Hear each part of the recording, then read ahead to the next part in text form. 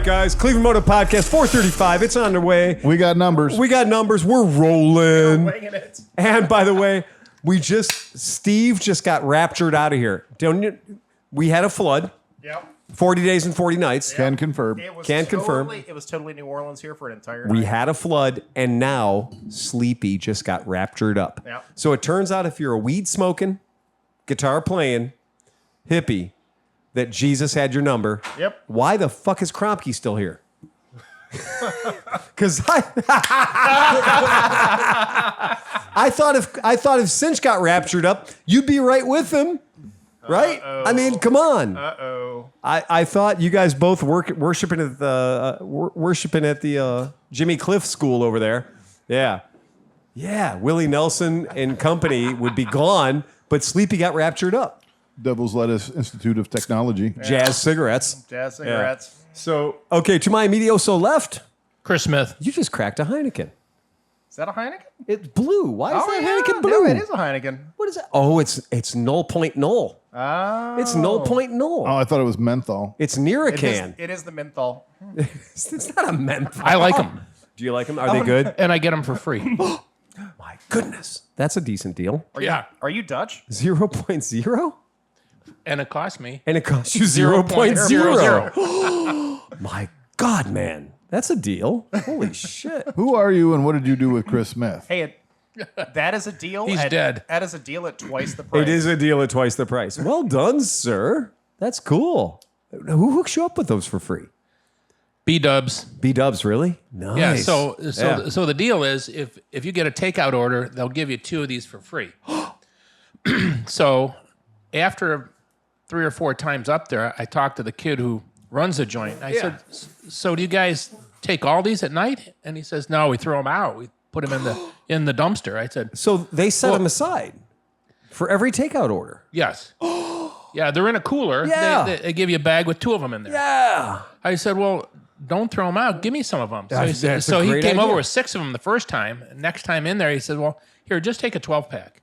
So he didn't even take them out of the 12-pack. He says, here's a 12-pack. Just take it home. Oh, my He God. said every night we throw it out. Well, of course they do. Well, I mean, but why would you throw out Why would an you throw unopened away can? unopened cans of beer? Yeah. Zero. Because it's point B-dubs. Zero. Chris brings up an interesting point because they're pushing that as part of their meal, as part of their takeout program, right? To encourage you, and they probably have an arrangement with whoever the brewing, the beverage distributor is for that product. To get rid of this shit. Well, I mean, does it taste like Heineken? That's Yeah, not here. a bad thing. I can't drink it. No, he can't drink it. But I can, Chris. I'll there you taste go. it. I'm not silly. I got another one. You want- No, I'm gonna try one. Grab a Heine. Oh no, shit! That is straight up Heineken. Yeah. That is completely Heineken. You know why? It can. Why I would you throw don't it care out? for Heineken.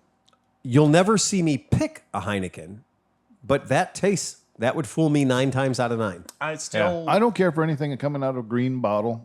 Oh, Heineken, Rolling Rock. So you don't like whatever. Rolling Rock either? Nope. I won't drink a Rolling Rock. Shailing's Little Kings. Little Kings. Mickey's. Green bottle. Mickey's. Mickey's wine. Now hold wine on. out. That's a malt liquor, my friend, and that's a totally different game. What about? Let's be Clear honest. Come on, man. It's like clearing glass. Let's be honest. There is always an exception that proves the rule. Little- Okay. Little Kings. I've lost a lot of time. I've lost whole nights on Little Kings. 7 ounces Yeah. of happiness. Drinking Little Kings at Little Kings. We had a bar in Cleveland. I don't know if it's still there or not, but it's got to be. But we used to go in there because they weren't so heavy on the whole carding thing.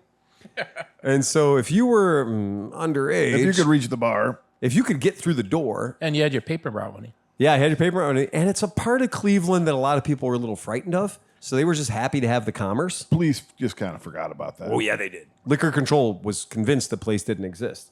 But it was at the corner of Oh My God and Don't Rob Me.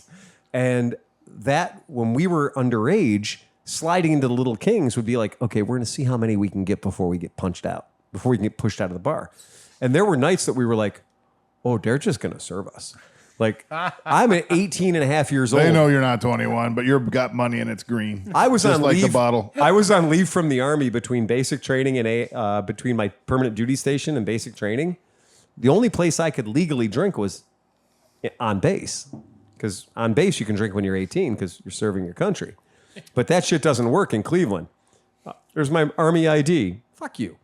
But Little Kings was always like, I never had to show my ID at Little Kings. Not once ever. So it was more convenient than the local drive-through place because the drive-through place would check you about once every 4 times. Right. And My move was always go up, grab a beer off of any table, then go up to the bar. with the beer. And then you're like, can I get another one, please? Somebody else served you already. Wise beyond your years, John. Wise beyond your years. It always worked well. And so, John McElfresh, I've got 3 drinks in front of me. you do have 3 drinks in front of you. Triple fisting. I have a blueberry lemonade made by Becky. Oh, it's with so fresh good. blueberries from Maine. So good. I have a horny brown, which always goes down smooth. Very good, yeah. And then I have a very peculiar but very tasty So good. lobster Bloody Mary mix. Bloody lobster cocktail. It's really good. I think, you could chime in on that. oh yeah, no, that is. So, Tom, what Tom, vodka? I don't think Tom's mic is hot. am I good? Can I you don't hear me? him. I don't hear him. Push me up a little bit on that. which number are you, Mike? Side or the Oh, there you go. front? No, Am we I got you now. side? He's back. He's back. Side. Yeah, you're Okay, good if this you is talk the thing into it is right I there. always push it this So, way. Tom Give understands. it side mic. Side way. Right. The point is you're not taking the member into your mouth. Right. You're more talking into the side of the member. Right. Right. There you go. Now you sound much better. So what talk to us about the vodka that I'm So drinking. this is Reka small batch vodka handcrafted in Iceland. Which, since we're talking about Becky brought this back from her last trip because she had a layover in Reykjavik. Get out of here. This is fresh from Reykjavik. I love the fact that the vodka is actually called Rekia. Oh yeah, Like as it's gonna wreck it you. will wreck you. Yeah, yeah. The reason it'll wreck you is because it tastes like nothing. Oh yeah. Yeah, that's one of my favorite vodkas. I have a bottle of How that do at you home, have yeah. a favorite vodka? Yeah, I don't drink much vodka, but I do have That's a like favorite. having a favorite Well, I water. mean, have you ever gone to a party put on by Russians and you just drink vodka straight? I mean, you yeah. actually are No. comparing a Yeah, man. no, No. there is. I Yeah, went that's, in 1995, the World Sci-Fi Convention. We went to the Russian room party. They had 2 8-foot tables covered with vodka. No 2 bottles the same. It was insane. how do you like your potatoes? Dan, In my vodka. Dan, sounds you like- just got so much more interesting to me. That sounds like after that weekend, you come back as a different person. Right. don't I you? think you do. I've only done 2 things on vodka. One was be sad about, the fact that I wasted my alcohol consumption on something that should be tasteless but doesn't. And 2 is I'm like, I got stupid drunk on it. I didn't have any fun whatsoever. Then Right. you're not doing it right. I know. That's my point. No, I mean you're not doing vodka right. Again, that's my point. here you go. I have clearly done vodka There wrong. you go.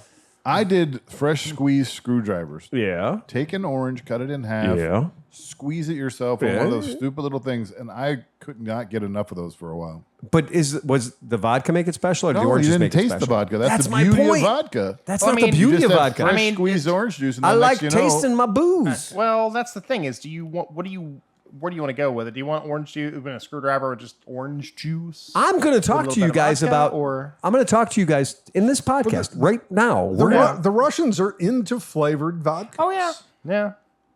I mean, it's Sacrilege. almost everything was No, flavored like- on those tables. so- Not everything. But So a buddy of mine used to work at House of Blues. Yeah. And the distributor would bring by different boozes they would try to get you to pick. Of course. This is every And bar in America. The Yep. problem, of course, is that the House of Blues being a corporate bar, you Yes. have to have corporate approved Yes, booze. you They do. would lock it up in a closet Yeah. and they would wait. And then Yeah. your bonus every Christmas was you get to pick 3 bottles. Out of the, Out of we the- got these for free We closet. got these for free closet. They're so generous, the And- House of Blues. I think it was the Van Gogh pear vodka Wow. that was kind of the well, it tastes like pear. Okay. Yeah. So you get the flavored because flavored vodka for a while. I mean, we got a thing of gummy bears back here that technically we're supposed to be putting in vodka, but we haven't really committed to this. But you get the flavor vodka, and it's a thing. Look, we all know Zima existed. Yeah, We all have to but admit again, the we were fact talking about malt liquor that again. Zima existed. That's still a malt liquor. And the whole idea behind Zima was, Crystal Pepsi. right? Zima was just a transportation system to get alcohol into 14-year-olds. Right. Right. Because they didn't like the flavor of other things that were alcohol. Like from the land of the daiquiri that is literally nothing but Everclear and ices. Sure. Like, Yes. So that's kind of my thing. So when we talk about like, oh, this vodka is delicious, yeah.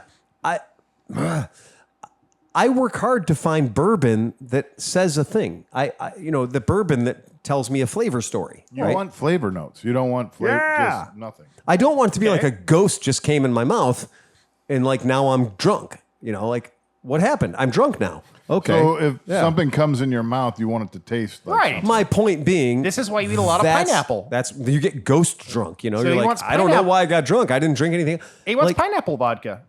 the minute I was old enough to stop trying to get girls to drink alcohol without their knowledge, I wanted alcohol to have flavor to it. Let me make you up a garbage can of Windex. That's Exactly. that was the raspberry blue flavoring. Yes. A Right. handful of grain alcohol, a Yeah. handful of this, and Exactly. some fruit punch. Right. No, it tastes delicious. You can't even Noble taste the Beast alcohol. How do you pronounce that? Data Rapa? No, it's date rape. Yeah. Yeah, it's not Data Rapa. It's not Data Rapa. It's date rape. Have some Windex. Right. Oh my God. Well, that's something. It's called- All right. So it's Dan, what are you drinking over there, buddy? Noble Beast Union Pills, Union. like always. I was gonna say Wonderful pills. it's Wonderful a pilsner. Pills. It's a great pills. It is. That is. I think honestly, that might be the most straight ahead, like Czech Pilsen that I've ever had. Oh, yeah. Like that thing nails it. I don't think anybody's ever done it better. Locally made. Yeah, and it's one of ours. So it's Take a couple pills and you'll feel better. Nah, Pilsners are just. As a kid growing up, I drank so many things that were called Pilsner. Pilsner on Call. The name of our shop is POC. It was called Pilsner on Call. It wasn't Pride of Cleveland. I know I'm breaking hearts right now, but the beer was called Pilsner on Call. And I know everybody called it Piss on Cleveland or Pride of Cleveland, but it was literally called Pilsner on Call. And the original brewmeister of that had said they were making a Czechoslovakian Pilsner. But if you drink POC, even the Westlake Brewing Company's version of it, that came much later. The brothers that did it in Westlake, that used to be Wallabies of all things. Yeah. I could see ClevelandMoto Brewery carrying a Pilsner. A Filsner. You could have a Filsner. Yeah. So I'm chasing this Pilsner with peach moonshine from yeah? South Carolina. And how's that working out for you? So far, so good. Pretty good. We'll see. Is that the peach? This is the That's the peach. peach moonshine. Yeah. So speaking of peaches, Yeah. Mrs. Smith just harvested 48 peaches from our peach tree within the last Holy shit. 7 to 10 days. One peach tree? One peach tree. Holy crap. And we're probably down 20% because the squirrel fuckers got to the rest of them. But we had 48 of them. It's like, BB Jesus gun, baby, Christ, BB look gun. at all these fucking peaches. So there I you go. have 2 pear trees at Conneaut, and I can literally just sit there and watch this one little chipmunk. And he goes up the tree. No. He chops off a pear. It hits the ground. He comes down. He grabs the pear, takes it back up in the tree, and starts munching on it. Eats a few bites out of it, Yeah, throws it on dry- the ground. Then the deer come along, and I'm like, this little one. If I get rid of that one guy, chipmunk. That I one think I'll have chipmunk. lots of pears by the We time have they're the ripe. technology for chipmunks. I've all been of my- having bad luck with my kills. I have not been recovering bodies, and it's been very disappointing. I have my entire garden is They've in been jail. snagged at night by the raccoons or what? I shot a large squirrel-sized chipmunk. Yeah. Did not recover the body. He was living in my RV in the walls. Oh man, that's not good. Pretty sure he's not there anymore because I don't have that problem. Right. But his buddy, I shot him the other day. Yeah. I mean, he disappeared. I was nothing but brown. And when I pulled the trigger, Nothing he but just, brown. but then I saw him scurrying, and I thought, Yeah. and I couldn't get him. Ah. And then I shot a groundhog the other day with my Anschutz 22. Ooh, I had sexy. Nothing but brown, and it was Right. a perfect shot. And it made and on all occasions, all Right. 3 of these, Yeah. it was the dead. No, there was no tick hitting something else, bouncing off of branches. It was like a Yeah. it was. I thought I hit them, Solid hit. Damn it. but I have not recovered the bodies. I am looking forward to squirrel stew, man. Come on, produce. Man. My cage that I built, my vegetable jail, has been working flawlessly. And my groundhog keeps coming out from under. We have 2 groundhogs. We have Pete and Repeat. And they show up. And so the other day I was harvesting my Romas. So all my Roma tomatoes have come in. And I'm bringing back like 8 pounds of Romas. And my neighbor has built his garden right up to my garden. So we share a common big ass Garden block A, garden block B. We got a fucking fortress going on over there. But he's growing pumpkins up against our 6 foot tall, and these pumpkins are big. He's getting some solid pumpkins, and they're starting to pull his fence down. Right? You can't pull my fence down because it's Phil Waters proof. Right? That fence ain't going nowhere. So I'm in there harvesting the other day, and I look out and I see the groundhog, our buddy, Pete. Pete's up, and he's looking at me, harvesting all my fruit and veg and shit out of my garden. And Pete's looking at me, and I was like, so I grabbed a tomato, one that had hit the ground and was, not great. And I lobbed it over the fence where, right by the shed where Pete lives. And the tomato landed, and that Pete looked at that tomato, inspected it, and gave me a no-go. Fuck you, Pete. Yeah, exactly. Merritt has been throwing him carrot stubs and like stuff, because my wife eats like a groundhog. And so she's been putting all of her stuff out that doesn't go in the composting. And that groundhog, I've seen him in the backyard holding 6 inches of solid carrot. And like, thank you, that's great. He won't eat a tomato to save his fucking life, man. He's an uppity-ass groundhog. But I've been bringing in, I gave my neighbors the other day about 8 pounds of tomatoes. And we're not canning. I don't do the canning thing. I just eat them. I eat tomatoes like they're candy. So much that like Renee does not, I think Renee and Merritt like tomatoes and things, but they don't eat them like I do. Make some salsa. I could make anything I want. Oh, yeah. But honestly, I'm not looking for effort. I'm not looking for another project. I built the fucking garden. I don't want a project. I just love eating them. And some of the tomatoes I've been pulling out of there are just fantastic. But our zucchinis are terrifying. They're huge, and They get bad. You don't want to let them get too big. they get too so big, get 'em they're I bad. got to pull them. I got to Yeah. pull them right now. My neighbor's growing cucumbers that are just hanging, and they're perfect. And we've agreed that anything that grows on either or side of the fence, we don't have to ask. We can just harvest. So he harvests his side of the fence. I harvest my side of the fence. Did you guys do any garlic this year? We didn't. I did. The only things I did was I did rosemary. I did bay, and I did Bay leaf. Yeah. bay leaf, and I did. Oh, what the hell's the other one? Thyme? Thyme. I did, and then the other one that I can't make stop Cilantro growing. or- Fuck, I can't remember. Anyway, I've got Did you get basil? I mean, basil. Thank you. Basil's the our one. basil's gone insane. I made the so, mistake of planting 3 basil plants. Oh, I yeah. should have planted 1 basil plant because I've been having them. I'm going to be making Which pesto ones? Did you soon. do lemon basil? Lemon cinnamon basil. I did lemon basil. And I've got more fucking lemon basil than I know what to do with now. So So dry it. That's all you can do. Right. I don't care. It was fun. wel- It was a filler. Welcome to I threw it Cleveland in. gardening. Welcome to Cleveland gardening. And fuck my goddamn cauliflower. My cauliflower is a train wreck. I've been spraying BT on it because we get the caterpillars. And The mites. Yeah. the caterpillars, little inchworms around there, and they fucked my cauliflower all up. So my cauliflower doesn't look like a nice, pretty cauliflower. My cauliflower looks like the Toxic Avenger cauliflower. It is not good looking. So fuck you. Oh, You you still Speaking tastes of good, though. Toxic Avenger, the garden at work is going really well. Of course it is. Those tomato plants you gave me still win the record.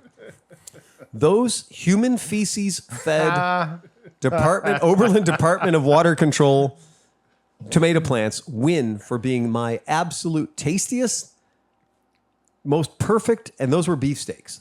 And you get Fukushima sized tomatoes too. Oh yeah, you do. Yeah, you do. Little pumpkins. They're just adorable little That's the pumpkins. joke for today. That is. Hey, look, that's fine.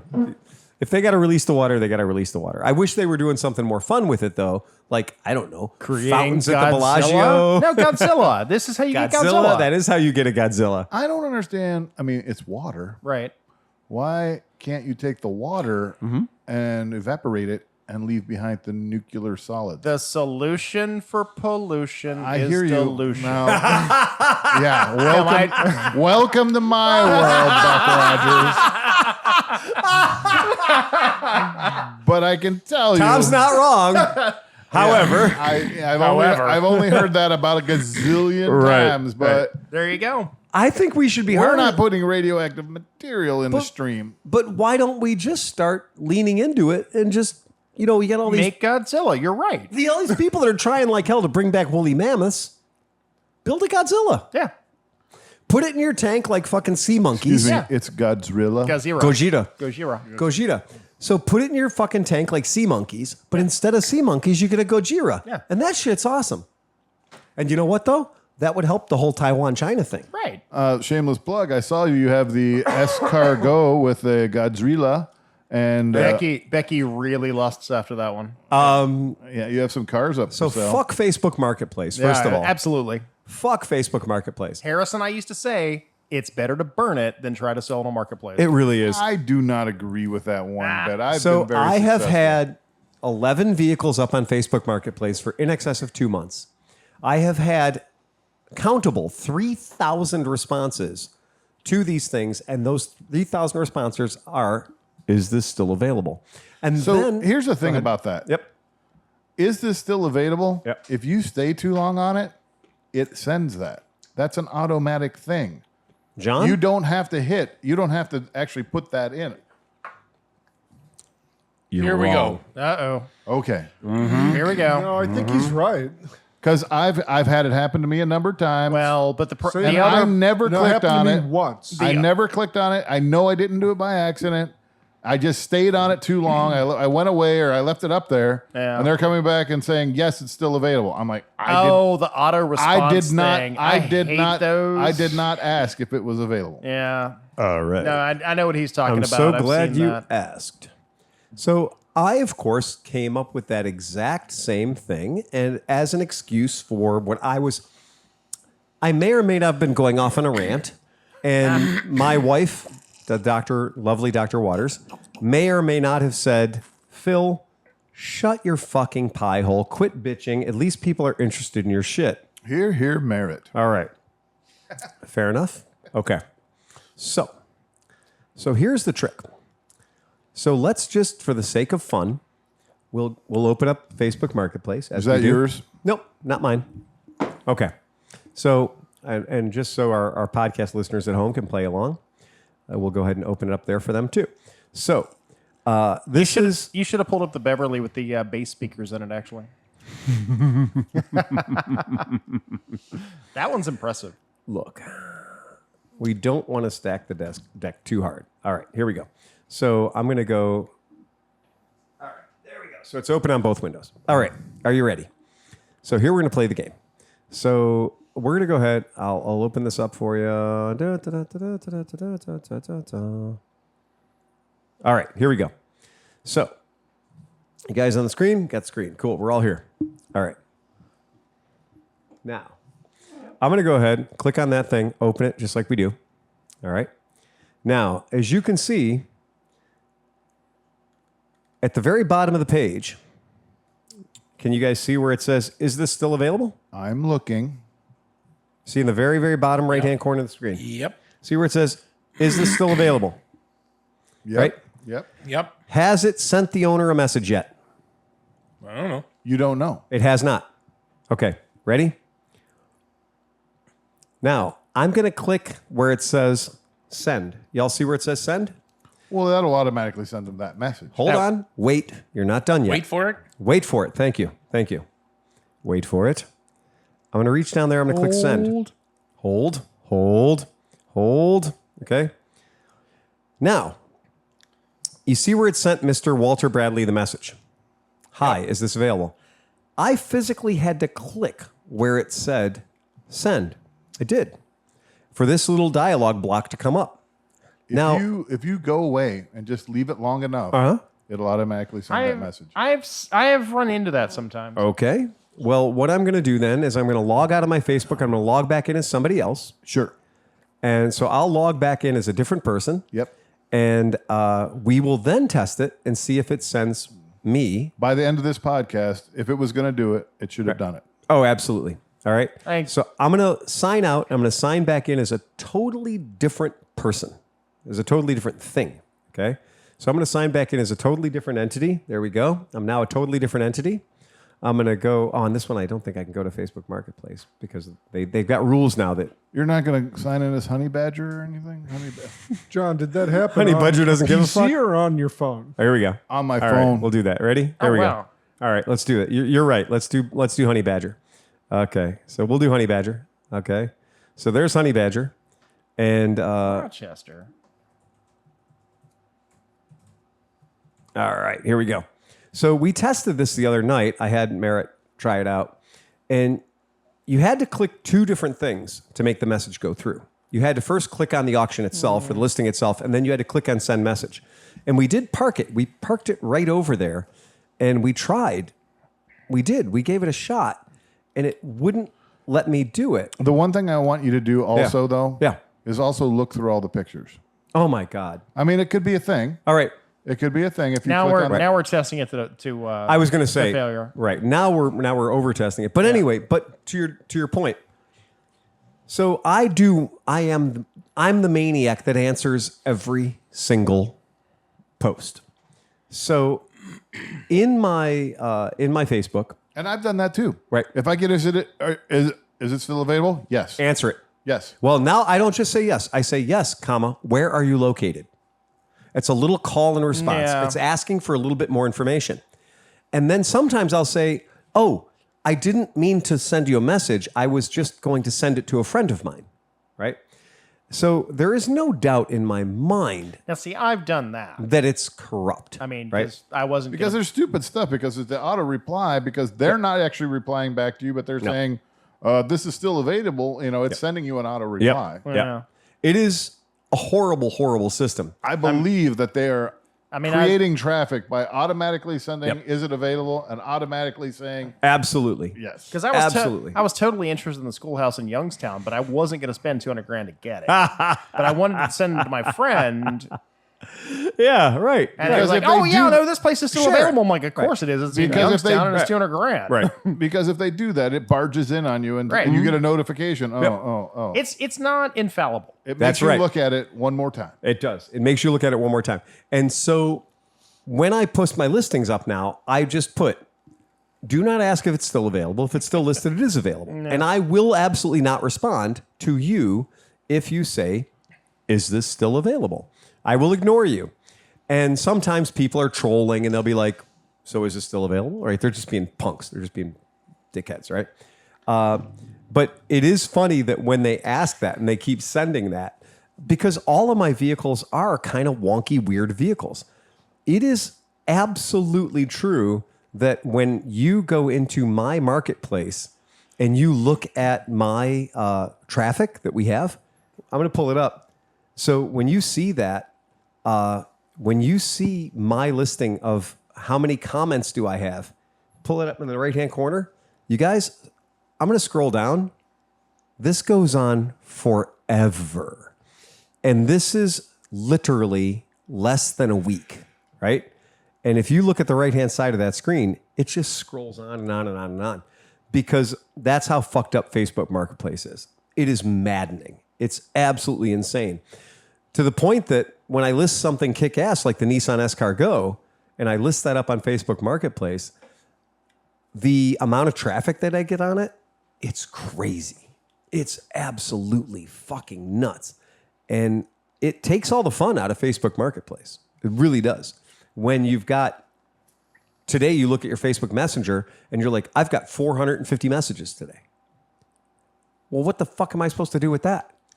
And if I respond to all 450 of them, which sometimes I do, and people say, Takes a week. I'm sorry, I didn't. I'm Yep. sorry, I didn't send that, or what have you.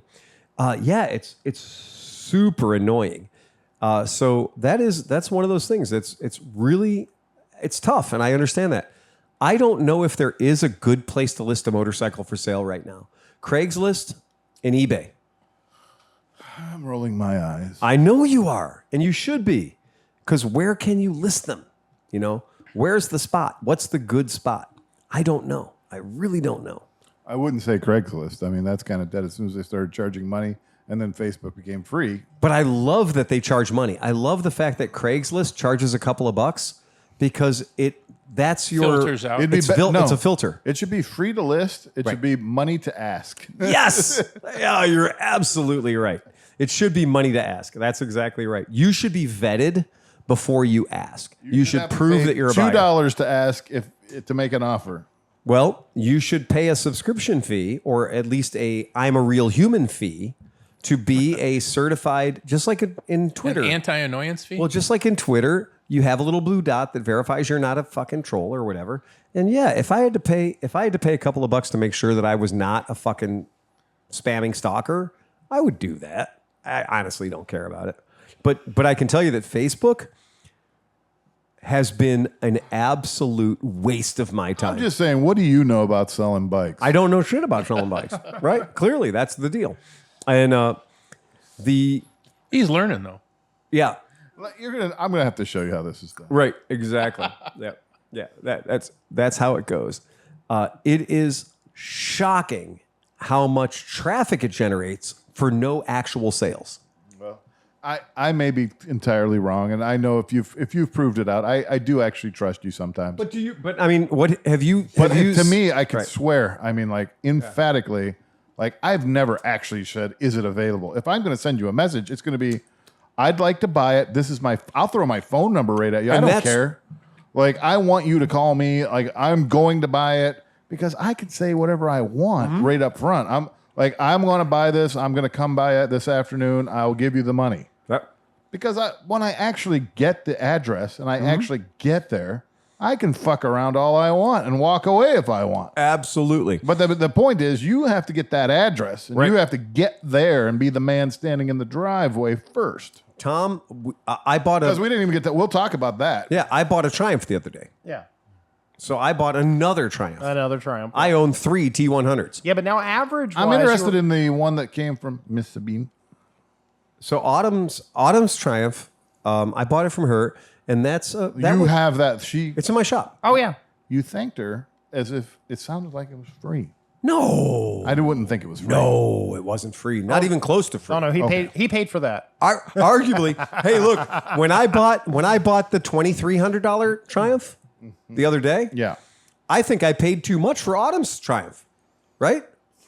When you look at the Triumph I got the other day for $2,300, I'm a bad example. I paid $1,000 for a Thruxton. You get a fantastic deal, and then you get an even more fantastic no, deal. it was smoking. And you're like, oh my God. So now we have 3 Triumphs. we have 3 Triumphs in I'll the give shop. you that. You know what? If you were going to give me that Triumph, I'm not sure I'd take it.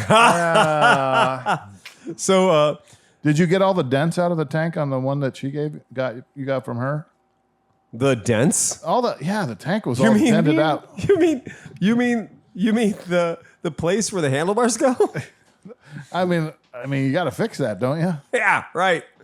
I mean, like, it looked like somebody's knees squished into it. And then, like, the handlebars had hit the tank and stuff. Look, the 8-year-old It was it was beautiful aluminum and everything. The 8-year-old Indian kid that bashed that out of whatever aluminum foil he was given took a lot of respect into that. Oh no, that Tom, tank was all beat up. Tom, that's old street signs. Oh, right. That whole gas tank and Oh, tail yeah. section, Oh, that yeah. is made out of somebody's stolen street sign. But like Yeah. in India, I mean, they're on eBay.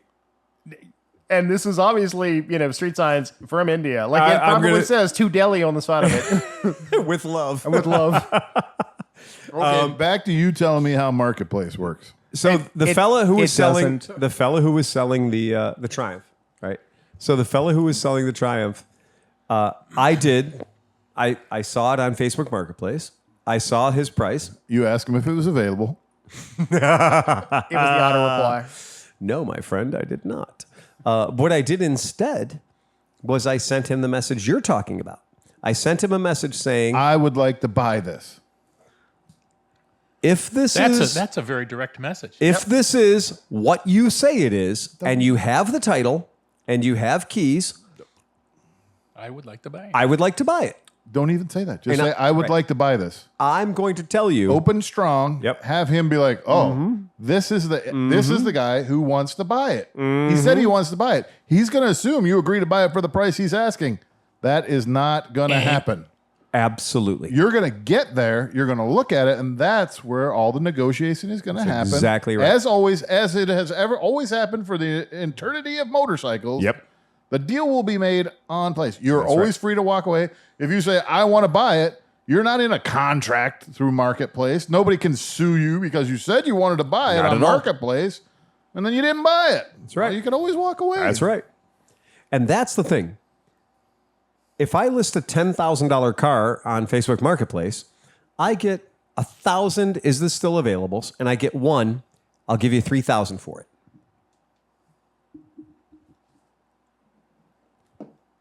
I usually respond to the I'll give you $3,000 with it, saying, go fuck your hat. Right? Because I'm going to send a strong message. He opened with a $3,000 offer on my $10,000 car. So he gets either the front of the middle finger or the back of the middle finger. I'm not sure. I delete those.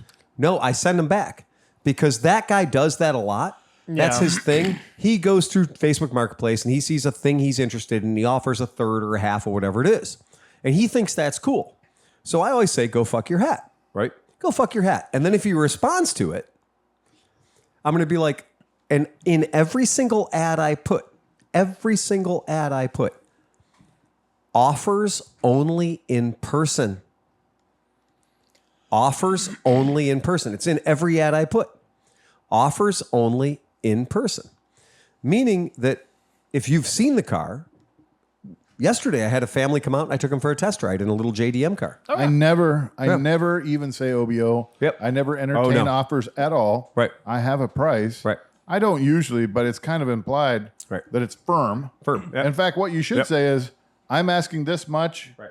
If you're not interested in paying that much, just wait. I'll lower the price next week if nobody's interested at this price. And you're absolutely right. Or just say firm. It's 10,000 firm. No, the best offers. The best game to play literally is you wait a couple of weeks and you see all the people that have saved into it, and then you raise the price $100. Oh yeah. That's the best. People get apoplectic. They lose their mind. Why did you go up on the price? You're supposed to go down. No, I don't care. I don't care if I sell it. Well, I discovered that the $4,000 people were shithouse crazy. Yeah. I wanted to see what the 5,000 people were like. Oh yeah. So long and short of it is, this guy, when I sent that, my message said, so did you get a buyer for this? Because I've got cash waiting for it at the shop. Yeah. That was my message. It had been up for one day. And he sent me a message back. And I said, where the fuck is this bike? So I can go look at it, or you can bring it to me, whatever.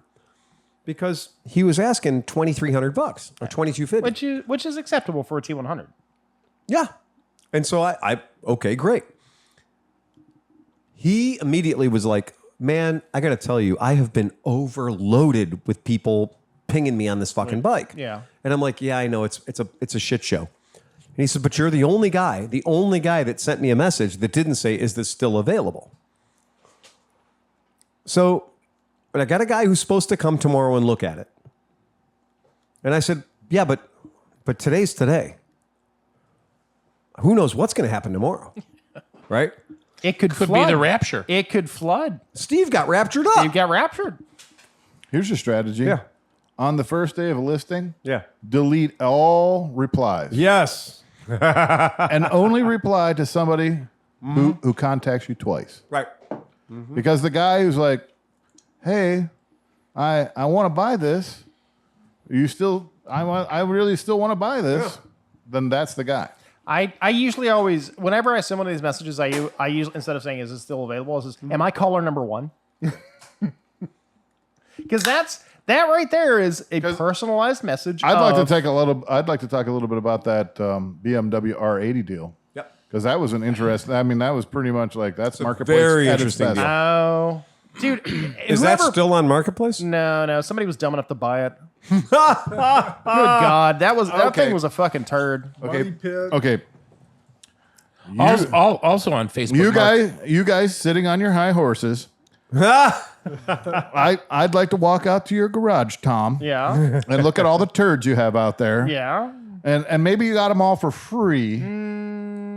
But I think a lot of people, One or two, of people Yeah. What in year our, was what in year our was that? podcast listening audience, Do you really want to locked up in our already? podcast listening audience would Right. get a little bit excited about a 1978 or 9 No, it was a BMW R80 GS. That was 83-ish. No, I don't think it was. Not that late. It was, I believe, a first year. Yeah, I think you're right. It was a first year Yeah, well. BMW Uh-huh. Yeah, I think it was. I know exactly. R80. Uh-huh.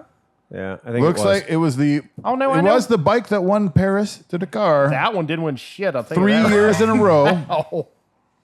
That thing. Look, I am a BMW. When I the am price was $600 with a title, I saw it at $800. I think a lot of people perk up about that. Now, maybe in your world, It literally was a BMWs, locked up 800. I'm talking. Maybe in your world, $600 BMWs with titles just float around all the time, but not in my world. Not in the world I live in. That thing was dog ass rough. Well, my question though is, I agree with you on that, but still, There might not have been $800 worth of parts left. In I that know, thing. I disagree. I don't think you're a very good mechanic. I don't. I'm just going to say it now. I don't think if you looked at that bike and didn't say I could get that running, then you're not a very good mechanic. Oh, I could get it running. How much money do you want to spend on the pistons? I have. Because that thing had Wow. that thing had Then no Phil carbs chimes on in. it. Phil chimes in with, "Well, you're going to have $2,000 in just getting that thing going." Yes. Oh, I yeah. totally agree. Oh, it was. Have you seen the Johnny Mac formula? I have seen the Johnny Mac. The Johnny Mac formula would not have spent $2,000 just getting that thing going. I promise you, I fucking swear to God, I'd have $100 in that bike, and I'd fucking ride it around the world. So fuck you both. Well, what would that bike be You're worth getting me hot. if it was running? $8,000. $8,000. That's it. No. He needs another one of those drinks. One of I'm those. still trying to figure out based on the pictures not- because they had the yellow, so it had the yellow two-tone gas tank. It did not have a yellow It was tank. white. It was It the was white the- tank, it but was it the rusted, white- turned it to yellow looking. It was the white tank with the red and the blue. But you're stripes. also sitting with the foremost world expert in restoring gas tanks, and And I it's would the- have restored that gas tank. And Because it's I this- was going to say I did some research on the yellow gas thing- tank oh, the BMW bu- and I couldn't find the it. Well, the bumblebees are the ones you want. Oh, that was the joke. I was joking. Oh, yeah, 'cause no. The bumblebee But is the one you. the I had Bumblebee's the already one you sourced want. all the Yeah. parts. I had But- carburetors. I had a seat. That's it right there. All for well under The white one $100. right there, that's it. It didn't need new tires. They were fine. Oh, they were fine. The swing arm absolutely was not flaking with rust. It was not. The swing arm That'll was come off not, with a little bit of steel wool. It wasn't missing the carburetors and hadn't set under a watered down spout. Carburetors from China are like $30. I had a set of carbs picked out already for it. You're a weak tit. And not a very good mechanic. The Chinese knockoff VM24s were on the way already. They were on the boat. You're a weak tit. Wow, when Sleepy's I am here, there's really nobody. When a BMW comes along, you need to sack up. Well, Should've bought that thing. I should have went harder. You talk about this, and what's Parker? Parker missed out on a /2 while we were at Nick DeVito had the balls to buy that bike. You didn't. We were at the gentleman's ride, and he was like, "Yeah, I'm going to go buy this /2," and I said, "Well," I told him, I said, Tom, you've been called many things, but gentleman's never been one. "Oh no. I'm not a member of that party." Do we think that? Do we? Hey, do you need anything? Do we think seriously, that that's a? I'm good right now, Tom. Did you think that was a 78 or a 79? I think they said it was a 78, but I don't think so. I think it was a 79. Yeah, if I had to wager money on it, I think it was a 79. So it was probably pre-Nicoso, which means steel line cylinders, which means it was probably locked up. Well, I mean, Big deal. The cylinders stick right out the fucking side. What's Right. it take to fucking take them Hit him out? with a PB They coulda- blaster and a hammer. Jesus you'd be Christ. I mean, you fine. act like that's a big deal. I was going to take the cylinders off before I even touched it. That's Right. the first I mean, thing I yeah. was going to do. I wasn't even trying to. that 72 Instantly. I had, the first thing I did was I pulled the jugs. Like step one, it had a mouse living in the one cylinder. The other one was mostly okay. Only a Neanderthal would have done Right. anything except pull the Right. jugs on that. Yeah, the But that's 70 probably what you would have done. Well, The yeah, you've seen my 72 I had. ambassador, right? The 70. Oh, I've seen the wonderful, exquisite collection of motorcycles you have in your garage. But the Mr. Punching Down on Me. I do think that the trick with those early bikes, I think that John's right that it's not going to be expensive to get it to have proof of life. I think to make it go bang bang bang bang bang is going to be pretty easy. If those are bean can, I don't know. Because Nope. the Yeah. bean can Right. ignition on those in Yeah. later years was really crummy. Pretty fucking bad. Yeah. It But probably would have started as soon as it came into my presence. Just on the animal magnetism. right. True. Yeah. I don't. Aren't you the Honda guy? Why are you talking about BMWs anyway? Because what he's into is that it was It was the cachet of a BMW at the price tag Of a of a Honda. Wildfire. Yeah. Like it was the price tag of a Chinese fucking disposable scooter from 2007 with a goddamn title. There's only an upside to that purchase because right. it had a title. It had a Any title. one piece of yank the motor out and sell it to somebody for $600. And It because ultimately went for $800. $800 Yeah. bucks. Yep. Which it would have been a fantastic I mean, bike. 'cause you're talking I could have four- just. I don't care where I actually would not have done much Four to that for the bike other than get it title running and frame. ride it I wouldn't even just do as it that. is. I wanted it looking just like it looked. I wanted it scaly. I wanted it to be and I wanted to take it in the mud because it's a BMW dirt bike, which Having- is not really, but it did win the Paris Dakar. That bike. Having been down this exact road with I would have with loved several off-roading the BMWs. shit out of that. I'd have got it all fucking muddy. I'd have fucking duffed those heads into the fucking rocks and Peter shit. bike the fuck out of it. I would have had fun with it. I'd have rode it around Mid-Ohio. I'd have fucking burn it out. I'd fucking whatever. That would have been a fun bike. It'd have been a throwaway bike at $800. At $800. Make it fucking run and have fun. You realize for the mid-teens you can buy like a running R80, right? Well, but here's the Because they're trick. worthless now. I don't have teens. I might have $800. Right. Okay. And I was willing to go. fair. I was willing to go $700 because that's just what I have with loose money laying around. So And I did. Okay, so he was asking $6,000, and then he contacted me back. Yeah. So this is the important part about the marketplace and how it Oh works. yeah, this is the bad part. And he said, "Hey, I got 3 guys who will give me $6,000. I have one guy. He's the guy number one. He's offered me $800. He's coming to get it. right. And I didn't really want to go $800, but I offered him $700. I was going to do $650, but I said, can I go $700 and be second in line? Let me be number 2. And he said yes. When it turns into eBay, But I'm out. $800 came and picked it up for $800. No, as soon as it turns into eBay, I'm out. Well, I was willing to go $700. I was willing to go. I was willing to do the prices right. I'll give you $601. Absolutely. And best case scenario, in 1981, right? R80 GS on Bring a Trailer, $7,000, right? And that is arguably the nicest one you're ever going to see in your life. Who That's cares? the very top end of that. Absolutely top end of the game. market. Understood. But I would have been a tenth of that. here's my argument. Do you guys do you remember that black BMW R90 I had that had the weird New York? That old clapped out one you had. Yeah. The one that had the Nelson Day all-day saddle, right? The all-day saddle on it, a day-long saddle on it. And it had all the touring shit. I took the big giant Vetter windshield off of it. And I paid, Ruined it. well, but that's, Ruined. got it all back, right? So I had everything in boxes. I had the BMW side cases, locking side cases and all that shit. And I took it all off. The starter kit. I did. And I took the day-long saddle, which was the most comfortable seat I'd ever sat on in my life on a motorcycle. But it looked ridiculous. It did look terrible on any motorcycle. They do. I took it off. And I took it off and I put a standard BMW saddle on it. And it's an R9. It's a 900cc bike. And I bought the thing. I put as small of amount of money as I could into it because it was a project bike. It was truly boxes of bike when I bought it. And I think I might have had $2,000 into it all told when I was all done. And the funny thing was, I advertised it for $5,000 and I got no traction whatsoever. Nothing at all. Nobody was into it. eBay, nobody was into it. And I took the auction down. I retook my pictures and I listed it for $10,000, $5,000 more. And then I laid out all the things like the Vetter fairing. I laid out the ridiculous boxes, the BMW boxes. I put everything in the picture, in the shot.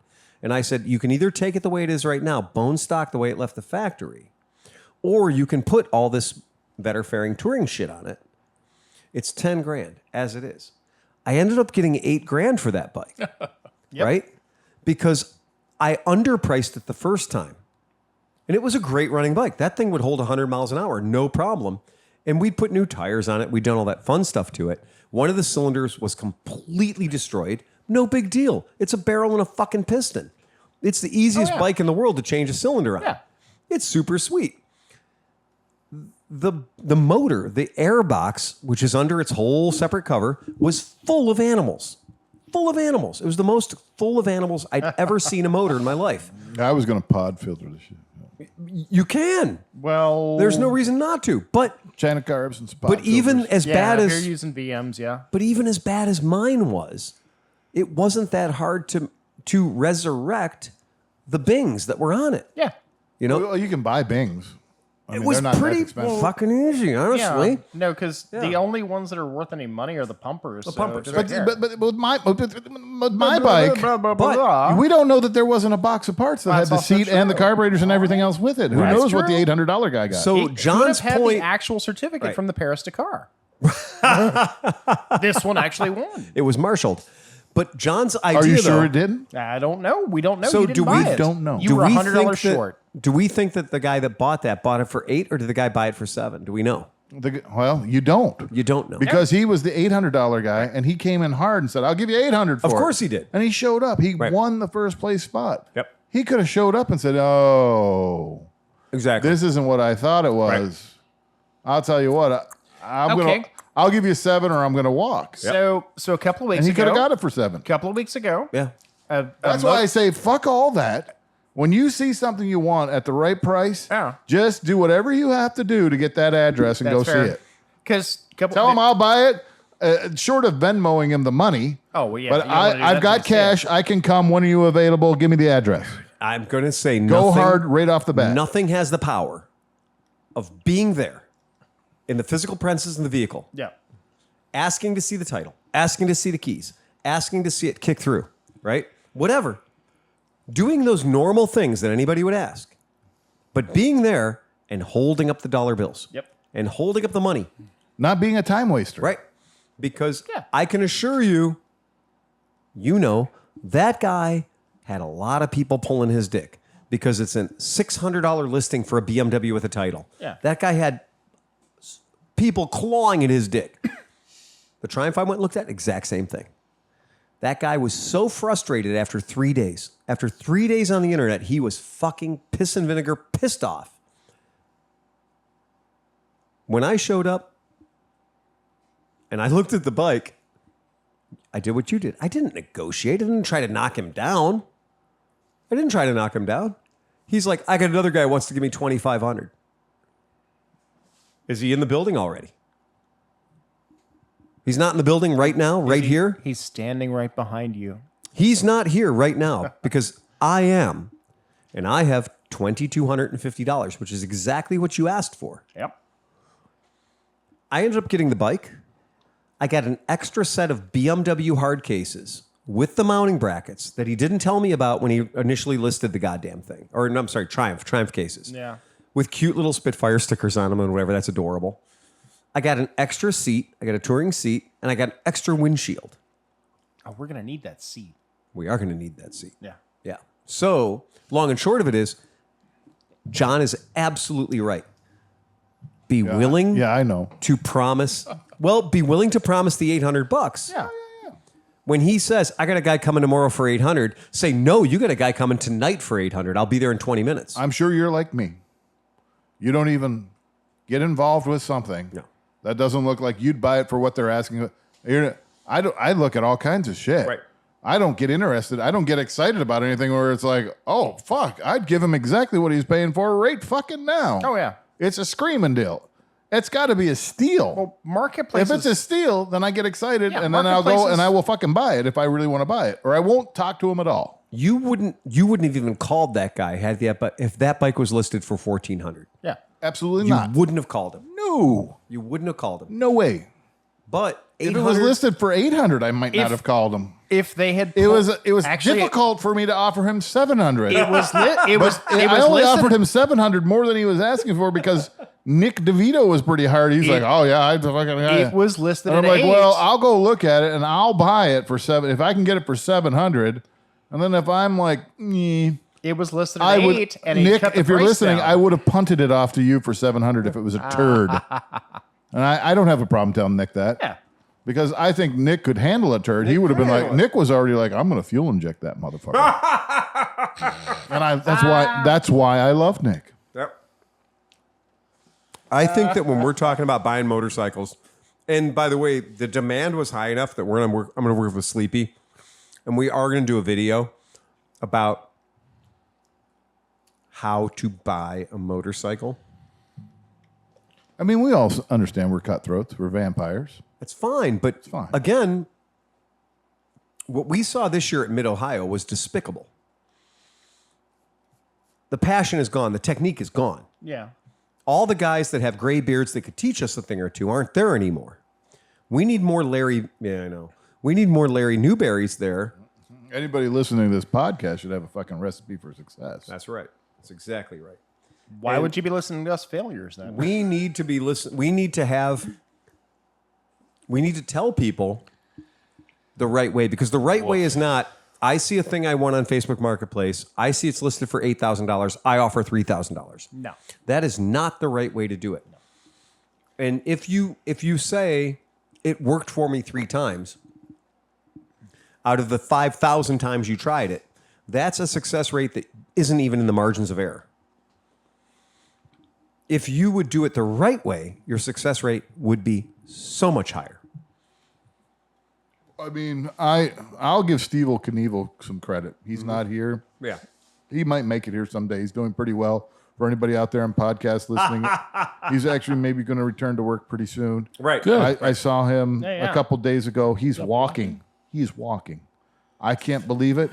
But It's nothing short of He's amazing. walking pretty good. Yeah. He was like, I got 2,500 steps in The fact that the grumpy sewer guy got more steps in a day than I did, and he doesn't have a spleen, that's impressive.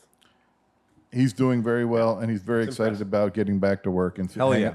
because he misses it and everything. sure and, he does. And I think he's driving his wife crazy and vice versa and everything like that. But, and I do look forward to having him back and everything. But he does it the best way. He does. Because he's not doing. I mean, he does marketplace plenty, but most of the best deals he's got are just word of mouth. Everybody knows he likes motorcycles. Oh, yeah. Everybody knows he wants motorcycles. People he works with, family, friends, everybody. And when I was really into motorcycles, and I had some business cards that I would just pass out to people, those paid off in spades. Just like it never made it to marketplace. It was never on eBay. It was Call you first. They'd call me. They'd be like, "Hey, a friend of mine told me you really like old motorcycles. I've got one in the garage." I'm like, "Oh, what is it? How much?" A lot of them were turds. I've got a Nighthawk. I want way too much money for it. No. But some of them were fantastic, and some of them I fucked up. Phil, you know the one I fucked up was one of the ones I fucked up was a CB 450. The guy would have sold it to me for $300. It was immaculate. But I was too stupid. I told him how to adjust the clutch. I was too much of a nice guy. That's where I'm a sap. I'm a little bit. But I didn't want to fuck him over. You know what I mean? I showed him how to adjust the clutch, and it was able to kick over. And his son had actually blown it up, then rebuilt it. But they couldn't figure out that they had fucked up the clutch adjustment. I'm like, well, now that hopefully he got to run it. That's But who good knows? karma, Johnny. Who knows? Someday that bike might come back to me, and they'll be like, hey, we never Good got that karma, running. baby. We never got that running. If you still want it, come get it for $300. I don't know, But really, it's just putting yourself out there as somebody who wants to buy bikes. I've watched John. Steve gets free bikes and shit like that all the time. I've watched John fix bikes that we were looking at buying. That John and I were like, all right, Phil, I'll take the ankles, you take the wrists. And we went into the booth like, one of us is going to end up with that bike. And John and I have been doing this for a long time. There's no doubt when we come into your booth that if we want something, it's going to be a thing. And I watched John fix a guy's bike. And that guy be like, took the plate off the headlight, turned 800 into 1600 while we were standing there. And I was like, wow, okay. I might not have done that, right? But it works out. John's very generous with his time. At Mid-Ohio this year, I think John got 11 bikes running for people that wandered up. And John was in a full-on sweat. And when people came up and they're like, yeah, man, this bike ain't running. Can I talk to the Honda Whisperer? And I'm like, well, I mean, the gimp's off the clock, right? Wake him up. But John he's always been the guy who's like, he takes it as a personal challenge to get these fucking bikes running. Always.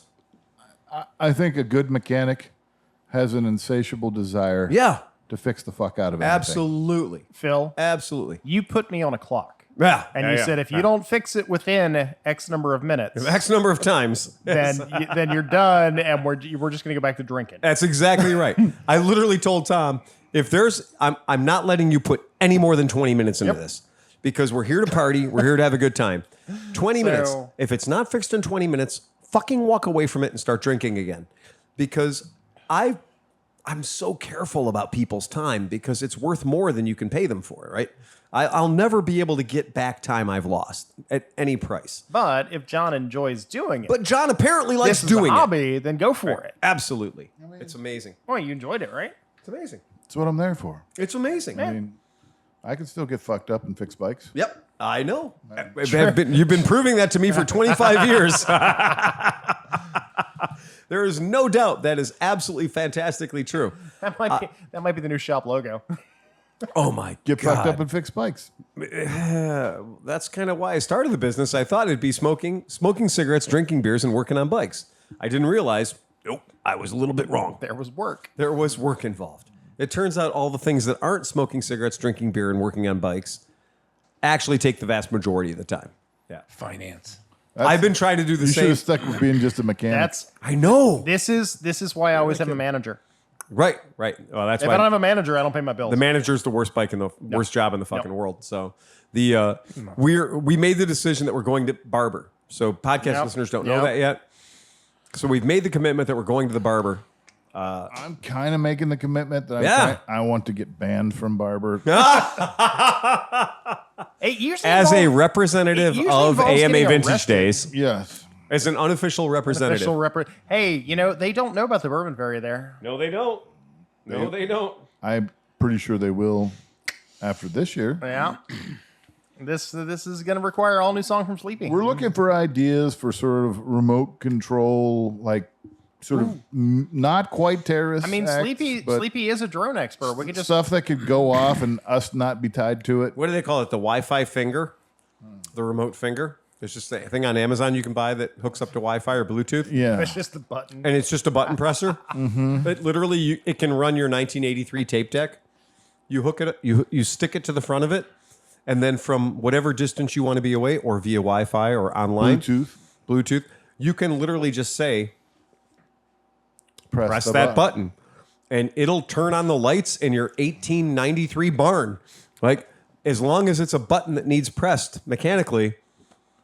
I mean, I can get a free stereo system and set it up somewhere and plug it in and just have it turn on and play like loud music. Well, now remember, anything after 8:30 Who did this? Anything after 8:30 in the evening, and it will get you tutted out. No, it won't if I'm not there. Yeah.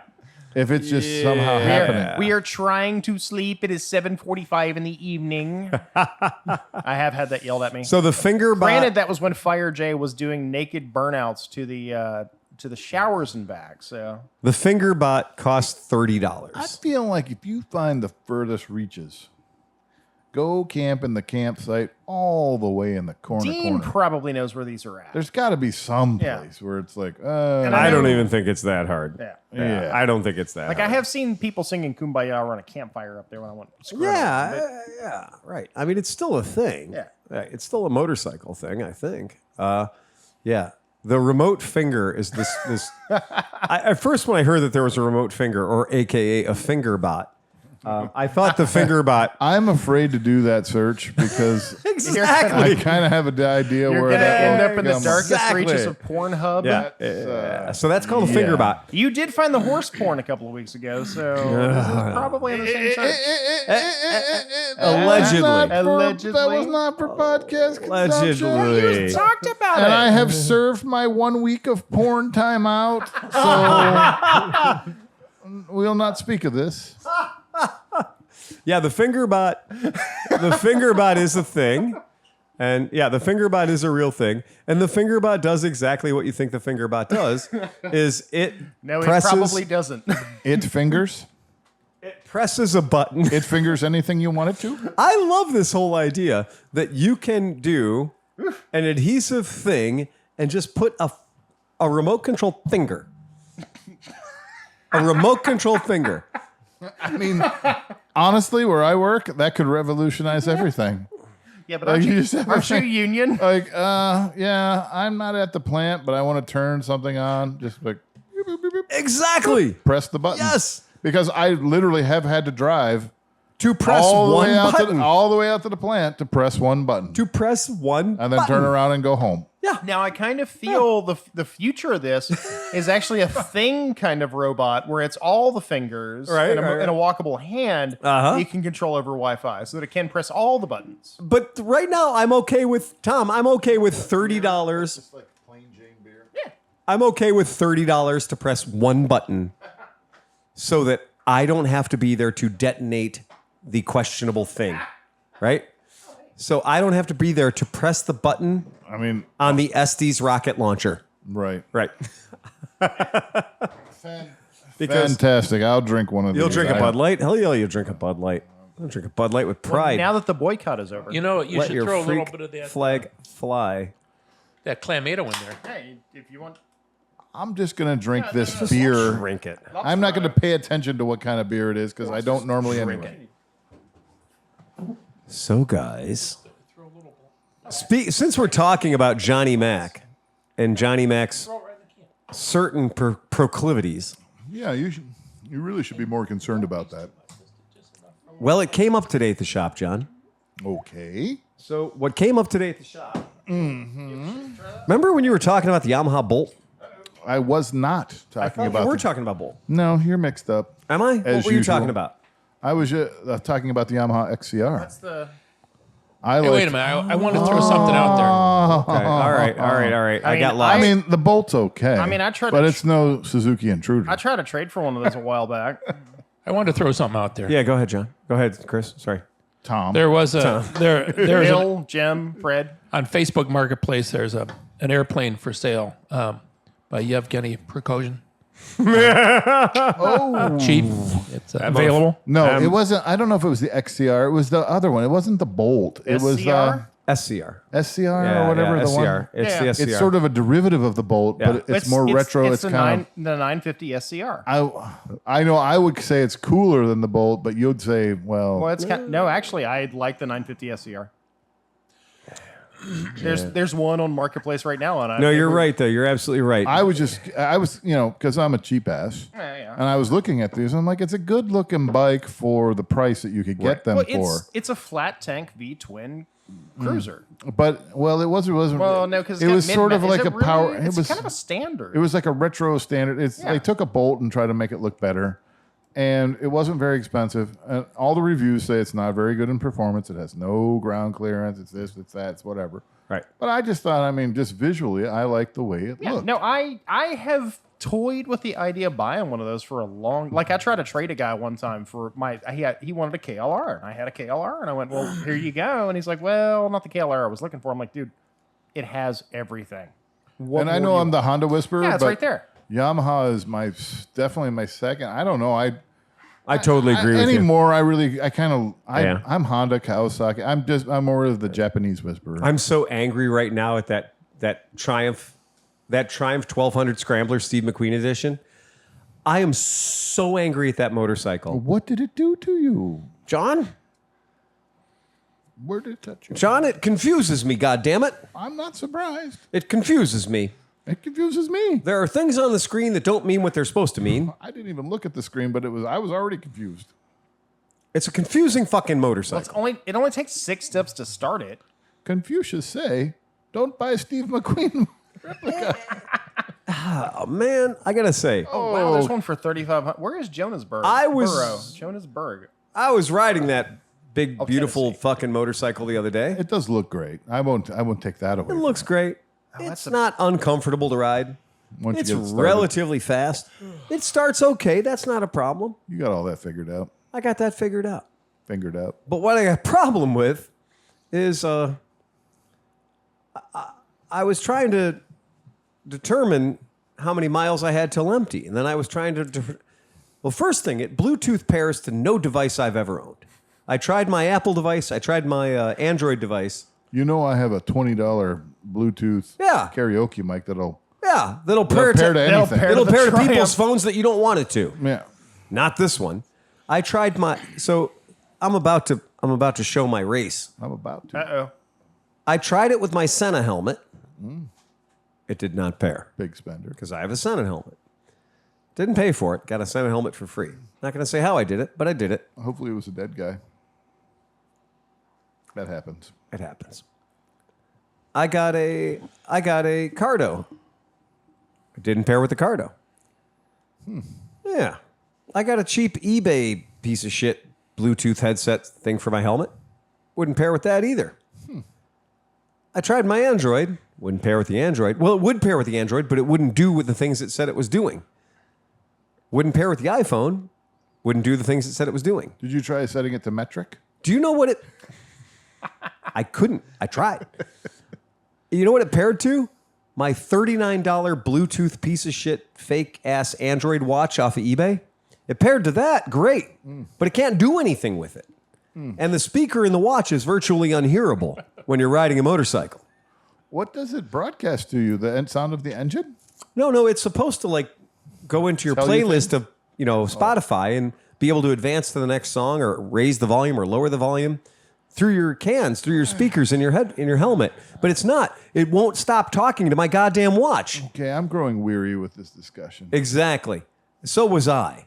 So I'm riding the motorcycle, and instead of enjoying the ride of the motorcycle, I'm stabbing at buttons all over the fucking place, trying to get it to do what I want it to do, and it won't do any of the goddamn things. So that's that. So anyway, but the reason I brought this up is I had a customer call me today, as I do, and the customer happened to have a Yamaha Star Bolt, the R spec, whatever that means. Okay. And it had been lightly crashed. You know, the Bolt is probably the new equivalent of the XS 650. I've had people tell me that the Bolt was such a good replica of the Harley Davidson Sportster that it sucked in the same way the Sportster sucked, but a little more Yamaha. So it was like Yamaha nailed the Sportster so good that the rear suspension was inadequate, the cornering clearance was inadequate, the ride, like they said that Check. everything that anybody had a complaint about. Not the most current 2023 Sportster, but the previous generation. Every other one. So that Yamaha had gone out of its way to clone the Sportster and did such a goddamn good job. Too good, in fact. There you go. Why bother buying a Sportster? You can have the same terrible experience on a Yamaha 950. Yeah, right? but I can buy a Sportster for $3,000 worth of meth. Well, my friend, you can buy a Bolt at my shop for $1,500 worth of meth. The SCR? Not the SCR. No.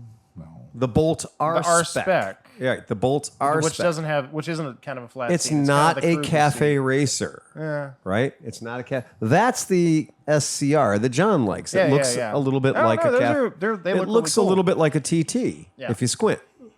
Right? mint. But yeah, if you squint, it's mint. It's squint, it's Right. mint. But that's the Bolt. And a customer called me today that was experiencing, and we're going to talk about this. But I mean, any fool Yeah. who was looking to buy a bike needed just a good, I just need a bike. I don't want to spend a whole lot of money. You got it for 15 or you're selling it for 15? I haven't got it yet. It's coming tomorrow for review. You're thinking about it. Well, he wants 3. What level in this deal hierarchy is it? Is it 1, 2, 3, 4, or 5? Are we going up or down? Well, I'm assuming this is kind of at the bottom and we're going up. So we're at about a level 2 right now. So this is okay. Tomorrow when they show up with the bike and the title and the keys, Yeah. right? Mm-hmm. And no lien. Yeah. This is all important stuff. And he told me there's $1,500 worth of damage on it from where you laid it down last year. Okay. And he sent me the insurance. by Tom's standard, he should give it to you. He sent me the By insurance Tom's standard. Well, report for it, and it's got 1,800 miles on it. So I'm very interested to see, 1, what shows up at my shop tomorrow. You never know. 2, he knows that it needs $1,500 worth of work. At least Progressive Insurance said so. and 3, which Buddy 150 he wants. Well, I don't even think, honestly, Tom, I think we need to recalibrate our sights. And that's why I'm saying it. If you think that we are still up here with the cycle pricing, What year is that Bolt? 2015. Well, okay, so 7 years old. I'm not going to talk about Blue Book or anything, but I'm just going to pull out of my ass. There's no way that's a $2,500 bike right now. Well, it's without any damage. low retail with no damage. Low retail. They're saying 4K according to JD Power, and they're That's saying ambitious. 5,300, right? And KBB's coming in at about the same number. I think that what has happened, my friends, is JD Power and KBB, the two people who do this. JD Power used to be known as NADA. Those two people have just now got the memo that bikes were out of control last year and the year before that.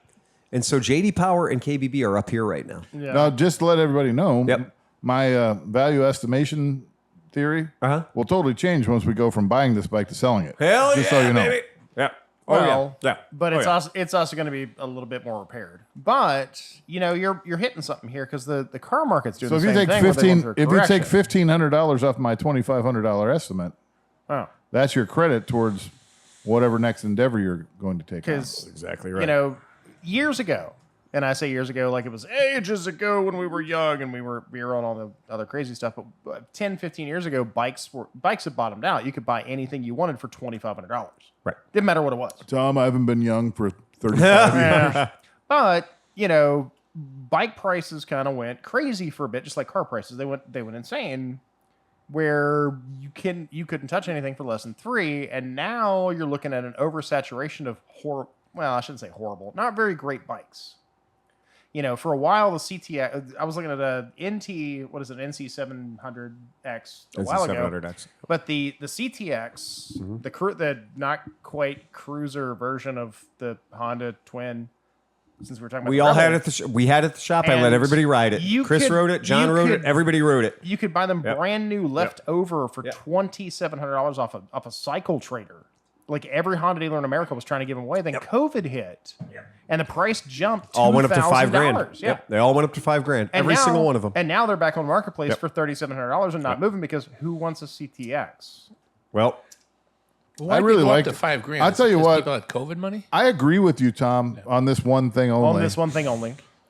That CTX, I hate it. I don't really like the way it looks at all, but damn, they're so cheap at what they are. It's like my underling bought one. The only thing I can say is I saw one that had some like touring bags on it. Like it actually. that's the NV version. It didn't look awful. But I mean, just think like, you know what?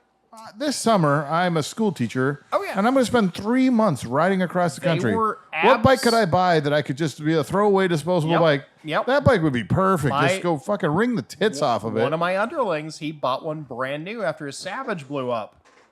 And he rode it immediately to Sturgis and did the whole thing. He has put 35,000 miles on that bike. Yeah. And has been dead perfectly stock, reliable. Ride it like do not buy the CTX. Buy the NCX. ride man, it like those a are ride it like a beautiful passport. Throttle on, throttle off. Full throttle, Yep. nothing. Just Yep. give it full throttle all the time. Who cares? That is Buy an that- NC 700. I have tried to buy one of those for 7 years now.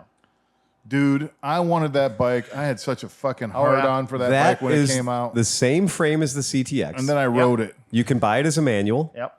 And we talked about this in the podcast before. It's everything you've ever loved about a diesel engine. Yep. It cannot rev. Yep. I need to release the extra 3,000 RPMs that takes the red line from 7 to 10. That's the only problem. The It's just- 500 comes in like a Honda racing theme, and it's really amazing. if it goes to 10,000 RPM, I can't have a Honda that will not rev to 10,000 RPM. It's just not. I don't want it. I have nothing. Like, I'm ruined. I cannot have a bike that can't rev to 10 grand. If you can't rev to 10 grand, But they're literally, you can't be with that me. is literally a Honda. It is literally a Honda generator motor. They will run forever at like 3,000 RPM. Okay. So the reason I brought this up, here's the reason I brought this up. This is, believe it or not, there was a method to my fucking madness. All right. So with the case of the 950cc Yamaha Bolt. Yeah. It's a V-twin. It's this side of 1,000 cc's. It's Yeah. got ABS.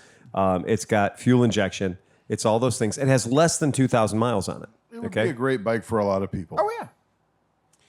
How I know the party's over and that we are in the fucking hangover phase is right in front of you right now. Because that bike has got brand new tires, brand new brake pads, What's the price on it? I don't got my specs. $2,500 asking. Yeah, that's about right. God. $2,500 asking. That's cheaper than a lot of Chinese scooters. I tried to buy one at 27 How many miles and it on went it? for 32. How many miles? 30,000. Yep. Guess where it's located? Steubenville. No. Stupidville. No. East Palestine. No. That's why he's getting rid It's of it. pretty close to East Palestine. I'll give you that. But the long and short of it, I mean, not for Oh, nothing. how the mighty have fallen. Not for nothing. Oh, how the mighty have fallen. The party's over, guys. Last year, stimmy checks. I will say it. I will say it again. For the past 2 years, the past 3 years, since COVID hit, I don't know. I've been going to work every fucking day. But apparently, but apparently a lot of people have been working from home. They have time to go ride their motorcycles in the metro parks. Riding motorcycles is social distancing. They told their wives that. They had a stimulus check. They had 2 stimulus checks. They had 3 stimulus checks. It's a lot of stimulation. It's a hell of a lot of stimulation. They went out and they bought shit. Motorcycles went ape shit because if you went to Johnny K's Power Sports, if you went to Kennedy's, if you went to any of these places, you went into a showroom that used to have 175 bikes in it. It had 3 bikes in it, and they were all CF Motos. Okay? That was it. I know. I went to all of them. They were selling the bikes that they couldn't sell before. And if somebody said, I want to buy that new whatever the fuck it is bike, and I have a trade-in. Well, what's your trade-in? Oh, my trade-in is a 2013 Honda NC700 with a clean title. A boom. I'll give you $5,000 for that. A boom is never followed by another boom. No, it's followed by a goddamn bust. Yeah. And that's what we're in right now. Party's over, hangover set in. So this particular bike, an NC700, which I know something about, these bikes are actually decent bikes once you get past the diesel engine. It's a fantastic. It's got a bike. Frunk. Sleepy's owned one of these. Yeah. Hoffert's owned one of these. It's I've owned one of these. fantastic bike. It's a Honda. It's a good bike. I mean, come on. But here's the one thing I want to call your attention to. That price is actually a fair price. Yeah. Has anybody done anything to like make it like unlock the 7th level or something like that? I mean, like, Oh, to make that motor turn? come on. It's got to be capable of it. No, because everybody who bought it is just as boring as that fucking motor is. Right. Right? It's the Honda Fit of motorcycles. It is the Honda Fit. It literally is the Honda It Fit is of the Honda Fit motorcycles. of motorcycles. That's absolutely right. And that's, Can't we just grind off a corner of the CDI? you and- know, and unleash an extra 10,000 RPM like a Kimco? like an agility. Please. And they are Please. they are built so that you pretty much have to pry, like just like a Primavera Dash, you have to pry the whole thing apart very delicately. I've owned a bunch of these. I've owned these, and but my point being is Yeah. this: this right here is evidence that the party's over, folks. If you said the market's high, I'm going to sell my motorcycle now. This week, you missed it. It's over. Now, if your only source of information is Cycle Trader, you're fucked. Because Cycle Trader is dominated by dealers who pay premium to get their ads listed near the top. Yep. Can you do a search for Versys? I sure can. I know. I'm You know- sorry for being so No. me-centric No, about no. that. Because when I look at that bike, I realize that I literally like that bike, but then I ended up buying a Versys, and a Versys is probably way better than that bike. Way better. You know, I'm gonna And give you I know one- it's giving up 50 cc's, but it's still probably way better. I'm going to way do you more one fun and better, nicer Phil, than- as far as weight goes, because we already talked about BMWs earlier. Prices for L1200 GS hex heads have cratered. They have dropped out. I had a guy trying to trade one in the other day. Yeah. BMW GTs, Yeah. BMW hex heads, they are worth nothing. Oh, yeah. They are worth nothing. They- because the news got out, the ABS systems are fucked. The traction control systems are fucked. Yep. And if you don't have a BMW 911 tool, Yep. you got to go to the dealer, which means an oil change is $350. Yep. And everybody who owned one that bought it at a premium said, there's a flashing red light on my dashboard that says I can't ride my bike today. Yep.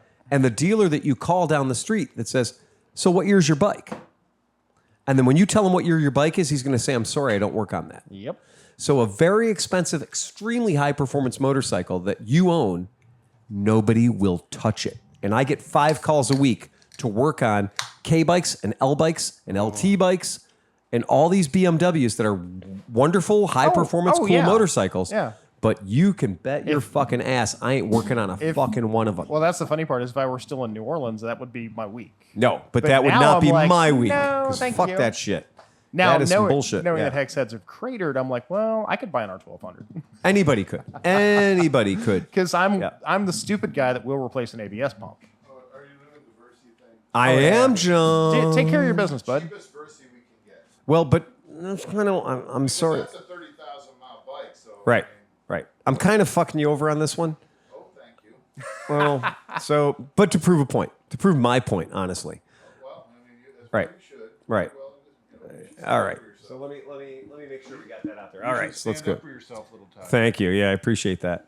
So to tell you how fucking screwed up Cycle Trader is, if you pull up Versys on Cycle Trader, there is a 2011. That's a fucking 12-year-old Versys for $4,600 on Cycle Trader. And that is some bullshit. I pull it up right there. It's a red one.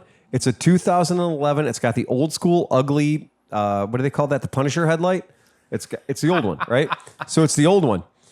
8,500 miles, clean title. No shit. Yoshimura license plate mount. Ooh, you got a Yoshimura license plate mount? Well, let me suck your dick now. All right. Aftermarket exhaust. Baffle is removable. Sergeant seat. I don't give a fuck. That's a 12 or 13-year-old Versys 650, and you're asking $4,600 for it? Suck my dick. When a brand new one, fully loaded, is $8,800. Brand new, leftover 2022. Okay, so that's some bullshit. We get into a 2008 sport touring, 2008 Versys, okay? That is a private seller, and it only has 2,300 miles, and it's $6,600. John, I believe I charged you less for the bike I sold you. That was newer.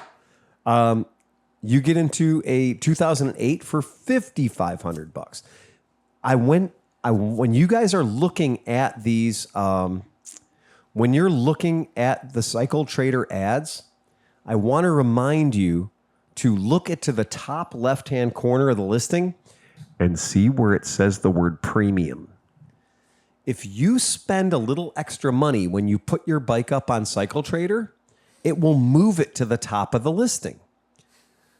So much so that if you pay enough money, sometimes a bike that isn't even a Kawasaki Versys will appear in the top of the search results. That always makes me really irate. Now, this is our first listing that is not a premium listing. Okay, and that's where you should start. When you go to Cycle Trader, scroll past all of the premium listings. Do not pay attention to premium listings because they are going to be artificially put at the top of the search results. Get to your first non-premium listing. Here you're going to find, and this is what John wants to hear about. When he comes back from the bathroom, we'll talk about it. All right. When you get to your very first non-premium listing, you're going to see a 2015 Versys LT, which means it's got the ABS, it's got all the stuff. Honestly, I think this is the bike that I sold. Mine's a 2014 and it does have ABS. Right. So this is a 2015, John. I think this is the one that I had in my shop because it has the Kawasaki top case, the Kawasaki side bags, and it has the extra windshield for a windshield, the wind deflector. You said you were going to give me those eventually. Someday. I don't know what happened, right? So I think this is the bike that I used to have, and it's $4,500, right? That's a goddamn good price, and it's a reasonable price. It's got 13,542 miles on it. That's a hell of a good value. $4,500 for a Versys 650 with all the Kawasaki bags on it and an extra tall windshield. That's solid. That's a solid deal right there. You look at the older ones, the Punisher headlight ones, you're going to be looking at about $3,500. Hell, there's one on here for $1,950. So, you can get them cheap. And a Versys for $1,950 is a sore dick deal. You're not going to get hurt on that. No how, no way. You're going to have a good time with that bike. But The 2015, there's another one I found for $1,500 or $4,800. So the Versys is a good example, but it's also a great example of the party's fucking over. And those bikes were selling for I frankly am surprised that big those money. prices are so high. well, okay, I mean, yeah. There's a $4,800. That's a $4,800 2015. Because at the end of the day, I mean, there's a gajillion Versys out there. A gajillion Versys, right? I don't think the price is going to go anywhere but down. But if you got 3250, you can walk in the door and buy one, right? How many miles on that one? That was 28,000 miles for 3250. Now it's an old one. It's a 2012. Yeah, I 2012. feel like I got an okay deal. You know, the guy that sold it to you kind of took advantage of you a little bit, right? I didn't get fucked, just a tip. Just a tip. Just a tip. Just a tip. Just enough to remind you who was in charge. That's all that is. But that's the idea. And a Versys That's never been in question. the Versys is a really good example of that. And the reason I throw the bolt up, the reason I brought the bolt up in the first place, the guy called me today and told me his bike was worth $6,500. Dude. And the reason he said it was worth $6,500 is because he remembers when he bought it and he paid about $8,000 for it, right? And so he feels like that's a reasonable depreciation for 8 years. Sure. Right. But it's not. It's not. Not for 8 years. And not for 8 years. If And- you actuarially, it would have been fully depreciated within 5 years. Exactly.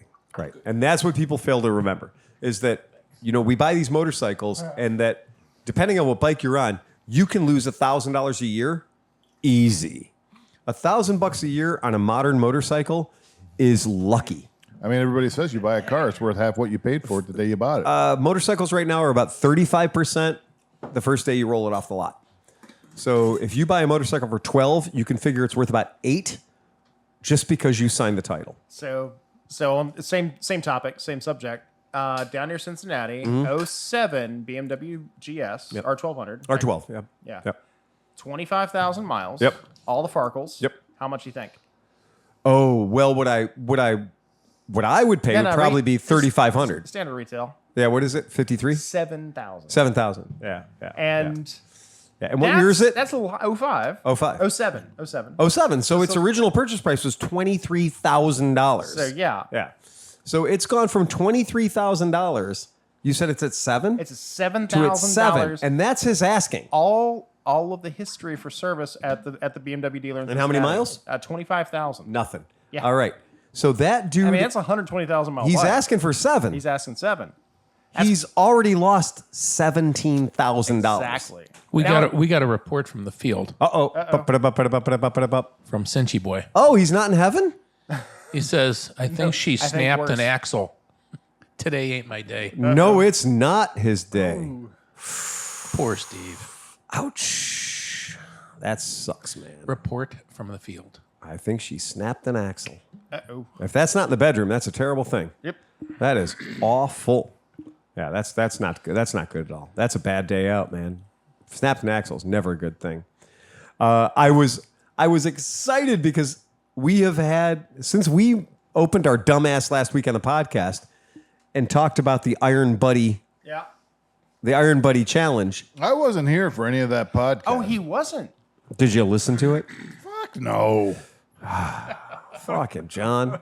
All right. To bring you up to speed, the idea is 4-man teams, Okay. 24-hour event, Them all. one buddy has to I've done this survive. with a keg, and it didn't take 24 hours. About a half hour. The buddy has to survive 24 hours Which is easy in a buddy's world. Not going to be a problem. of some sort of motorsports. And we're either going to be like on a 2-mile road racing course or like a 1-mile autocross track. Hill climb. If you could get like... See? This is why I said Iron Buddy. I did just watch Widowmaker 84. Iron- It was yes. pretty awesome. Iron Buddy. The idea behind the Iron Buddy challenge, the Iron Buddy 24, it doesn't always have to be the same event. Every year it can change. That's a velodrome all day long. You It could got start go. and That's end I with don't a know hill if, climb. I don't know if Detroit's still happening. But that's I have been watching outlaw dad go-karts racing from the gamblers out west. Yep. So, this is a thing. Like Yeah. I And think off-road buddy is the way to go. it doesn't matter. It honestly doesn't matter. There's I mean, I've got a pretty good off-road course we could kind of use. See? so I have made some phone calls. Log crossings, I have stream crossings, made some phone calls hill climbs. to people that have racetracks and talking to them about using their facility, either the actual track facility or tertiary property within. The idea being that there would be a place for us to have our support vehicles and stuff like that to do it. I've also talked to other of my friends that do 24 hours of lemons and talked to my friends that do some of the banger rallies. And I've gotten some good ideas for things to occupy the 24 hours. Because I personally don't want the event to be... How many hours do you want to spend on a buddy in a row? I mean, like, what's your shift? Well, because you have 4 people on a team, You have 4 people. You have 24 hours. I How are you would gonna- think- How many? What are the shifts going to be? I'm going to go back to the military guard duty standpoint, whereas you have 1 hour on and 3 hours off. That works. Yep. So you ride the bike for 1 hour, you come in after an hour, you hand it off to the next guy. And then you have 3 hours off. If you want to sleep, you want to do whatever you want to do. What if I'm out there Yep. and I'm feeling spry? Then you want to go 2 hours? I'm just going to hang in here a little Good more. job. I think that's a great idea. Hang in a little Yeah. more. Let's see if we can stretch it a little bit. I don't think the rules are going to Bike's be... running good. I'm feeling good. Let's just keep it going. I don't think the rules are going You to... guys have a couple more beers. That's right. That's right. That's exactly right. So that kind of adrenaline is going to get you far in this event. And then leave it to me to come up with après events that will keep you awake at 10 p.m. So or you're 1 in the morning Okay, or so whatever. it's 24 hours. Mm-hmm. You cut that into 4-hour blocks, 6 hours, right? I would never want to be that regulated, but okay. Okay. Well, after at the 6-hour point, boom, everybody hits the pits, and you got to do what? Oil change.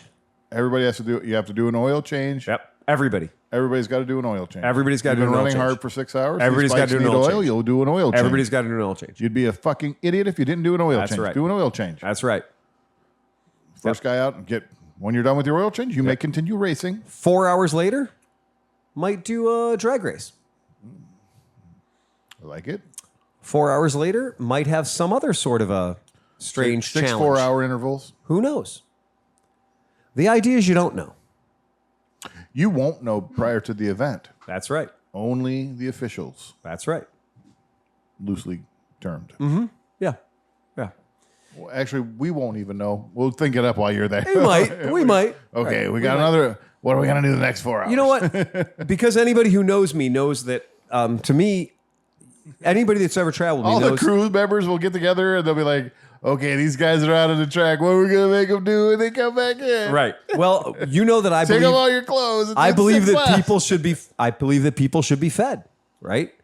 So you know that if I'm in charge of an event, at least 3 or 4 times during the event, we're going to feed you, right? So that might be part of the event. Eat this huge burrito loaded with ridiculous hot sauce What if you had to? What if you had to use your buddy scooter to cook something. to deliver food to your other competitors? What if you had to eat a plate of lutefisk? You could have to eat a plate of lutefisk, and then you'd be puking in your fucking helmet. That'd be ludicrous. That'd be ludicrous. So, in any way, so the idea of having shenanigans involved is a big part of it. For good buddy. Yeah, so I love that idea. And another thing that people have suggested is being that it would be an endurance event. The idea of it being, happening over quite a period of time. If it's happening over a 24-hour period, it's By definition, it's an endurance event. So we got to do things to keep people stimulated. We got to do things to keep people awake and on top of things and not dozing and falling asleep. Or and- underneath things. Or under things. Exactly. That's exactly right. So we've had suggestions for, maybe at some point you got to do a Le Mans start on your bike. And maybe there might be a Monster Energy drink or a Red Bull or two involved. Might be that kind of a deal. I have a port installed in my side that's already ready to accept monsters. And the other thing we might do is we might actually force people at some point in the competition to conduct a trade of a team member. And so that you may have to decide at a certain point that you want to trade off a member of your team for a member of another team. Maybe a member of a team may not be the fastest member of the team, but they can knock out the laps. Don't be fooled by my weight. This is what I'm I saying. still manage to make a bike go pretty fast sometimes. Yep. And would you also, can you imagine too, 24-hour races are run a couple of different ways. Sometimes a 24-hour race says, if you run this race perfectly, you're going to accomplish 600 laps. So the first team to get to 600 laps wins, right? The race isn't necessarily, the other way to run a 24-hour race is you set a clock up for 24 hours, and then somebody has to count your laps for your team, for your bike. And at the end of 24 hours, the whistle blows, and whichever team has done... We'd need a transponder or something for that. Oh, and you can rent them. I'm and not relying on not even human expensive. error. I'm not relying on human error They're for that. not even expensive. You can set up a transponder pretty damned easily. Even the iPhone app. They have them. They're cheap and they work great. But I have an idea that for some of the ancillary challenges, if you win one of the ancillary challenges, your reward might be an extra 10 laps. I tell you what, I mean, I ride the shit out of a bike. I'm happy to just, like, it's been weird. Like when I've done the Lake Erie Loop, I've just gotten off the bike. I was in excruciating pain. I couldn't wait to get off of the bike. Yeah. Yet when I rolled into the campground, I was like, you know what? I kind of want to go for a ride. I could go again. I'd go for a ride. That That was it. Yeah. I spent yeah. 11, 12 hours pinned wide open Right. all the way at 650 miles. And I'm like, Go for a ride. I want to go for I'm another going to go ride. for another ride. The event isn't about who builds a cheater bike. If you have a cheater bike, that's going to do you no fucking good. No, we know what kind of bike you're going to have. What? A cheater bike. What do you mean? Oh, come on. Don't act all I wouldn't innocent. even... To build a bike that would do great in this event, everything about a cheater bike goes out the window because you don't want the bike to be the fastest bike. You want the bike to be the most reliable bike. Because a bike that's been tuned to get even 2 more miles per hour, but could fail, is going to cost you more downtime than a bike that is going to give you 42 mile per hour average speed per lap every single lap for 600 laps. Can you imagine a 600 lap race? Yeah. I honestly don't think a cheater bike's a good idea. I think the most reliable bike in the world is a good idea. I know. But I've done 24-hour races before. And the guy who won the 24-hour race was riding the stockiest of all stock bikes. You stick with that strategy. I know. You know, the cheater bike in the situation is literally going to be a stock buddy out of the crate. A 125 buddy. Oh, yeah. That is as cratelicious as possible. So under stress. Yeah, so under stress. Because I don't think having a 5 mile an hour advantage is going to help you if you have any mechanical breakdown. If you have any mechanical failure whatsoever. I think you got to lean for reliability. What if I have a 10-gallon gas tank? Doesn't matter. I don't ever Because have you're to fill still up with changing. gas. Yeah, but you're still changing riders whenever the rider's fatigued. We don't have to fill up with gas for 2 riders. You might not have to. And I think I can squeeze out a little more horsepower, a little top speed, without compromising any of the And that's integrity of the bike. exactly why Sleepy was sitting here and Sleepy tried to make me write a rule book. And I don't want to write a rule book. Yeah. It is rung what you brung.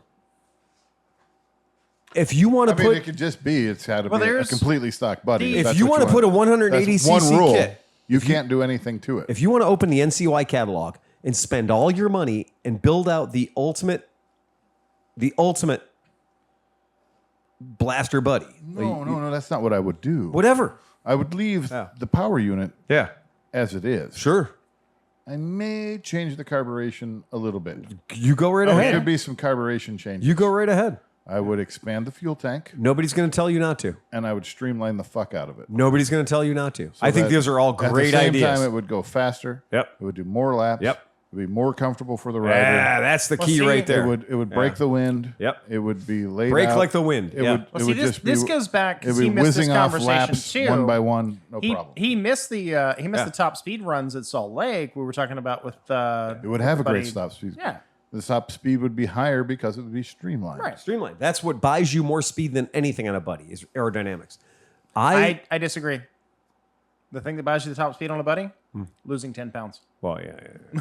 You get a 130-pound rider. Yeah, I you're once pretty much again, on. I yeah, disagree to your disagree. That a 300-pound man on a buddy with excellent streamlining will achieve. 10 pounds means nothing.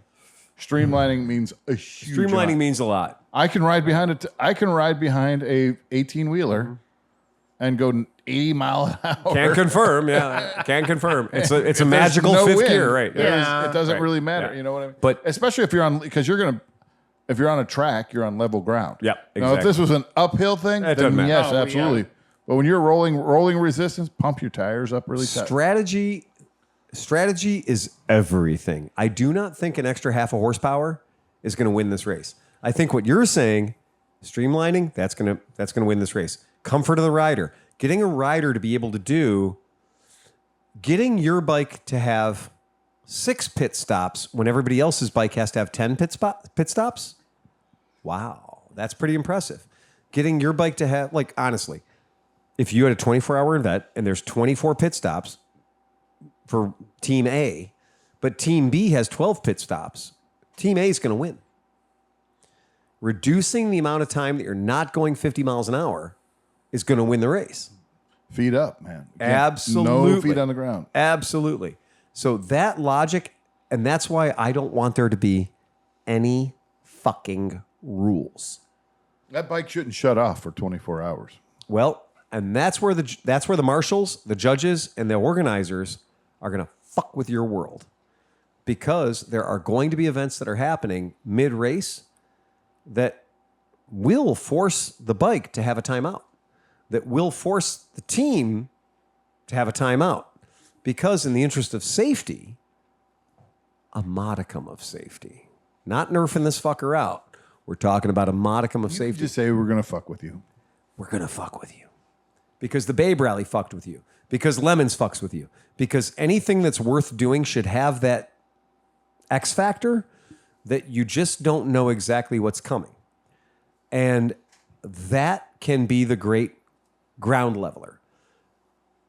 I've seen the People's Curse take somebody from first to last, right? Somebody who's doing too well, but they got a ringer. All right, fuckface. Yeah, exactly. Who's your 4-man team? We don't know. We don't know. So What ringers do you get the ball? I can tell you this right now. I'm not Yeah. on your 4-man team. no, I wouldn't want you on my 4-man team.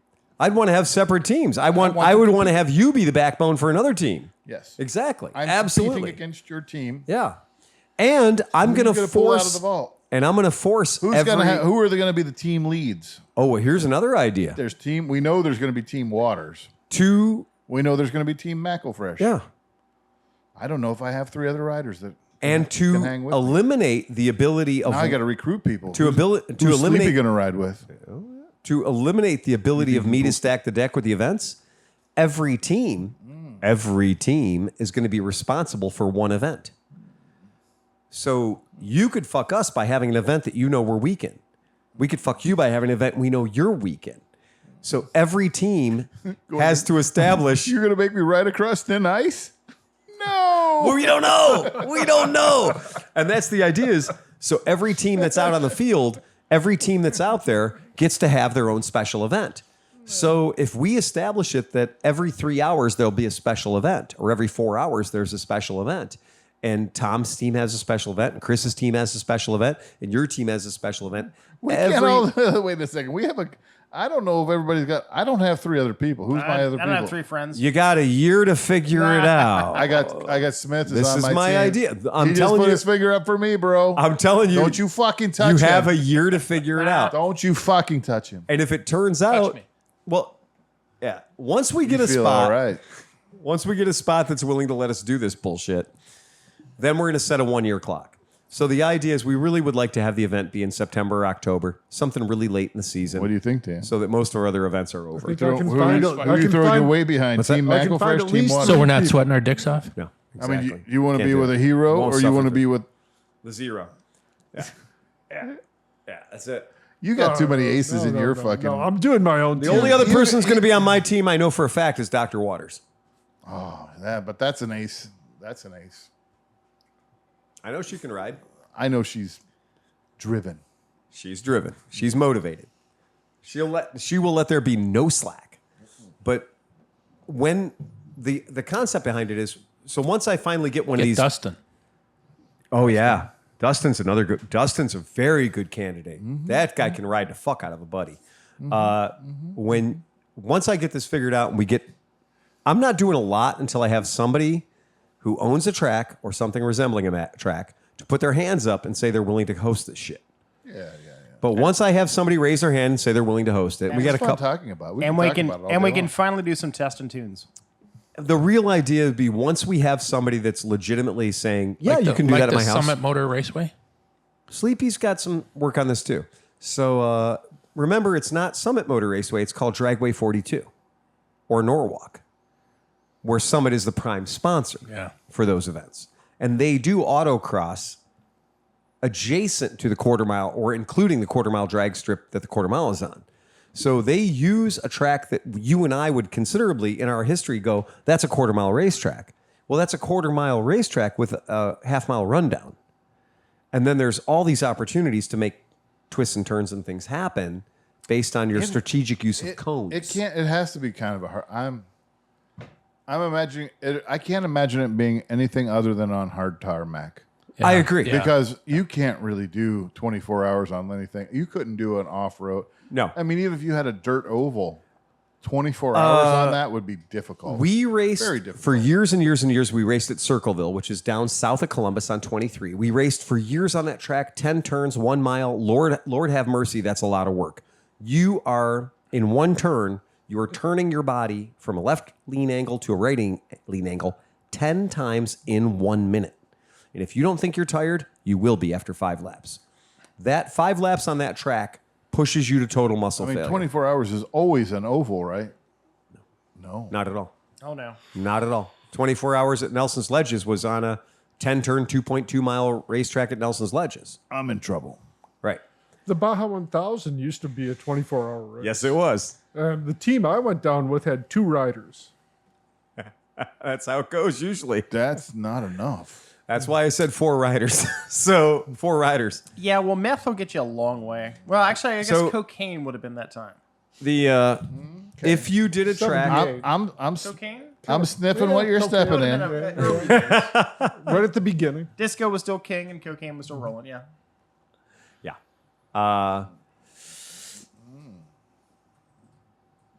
So the racetrack at Circleville, that's a track that Circleville Raceway. That's a track that we could have access to. I'm going to throw it up on the thing. The Circleville Raceway track is something that Tom and I have raced a whole lot. It was kind of our official house track. And the trick with Circleville is that Circleville is tight. It's tight. Like a tiger. If you do 5 laps at Circleville, you are hating life. You're coming in, you're pumped up, you're full of acid. You are having a goddamn day. There is no doubt when you've done 10 laps at Circleville, like a championship race or something like that, you're in it, right? You're having all the fun. And so they have made some changes to Circleville over the years. That's the track on the right. So one of my players would probably be, I'd try to get Kevin. Kevin's a pretty solid guy. Solid guy, right? Yeah. He rides a lot. Yep. He's racing at Barber, by the way. Oh, yeah. I talked Yeah. about maybe going with him, but he's like, I'm shacking up with a bunch of racers and everything. So he's racing his CB 160. Oh, yeah. He's doing the F1. That's gonna be 60 class. fun. Yeah. Oh, fuck yeah. Oh, that's going to be cool. So to give you an idea, I'll throw this up for the folks at home as well. The idea behind a small track. Now, these are affectionately known as kart tracks, right? Because predominantly they're used for shifter karts, small go-karts. And all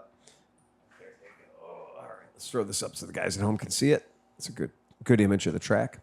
So when you look at this track, you're gonna see a bunch of buildings and shit on the left-hand side of the image. That is the south part of the track, and the south part of the track is where you're gonna have your ancillary stuff like your pits, your hot pits, and everything else.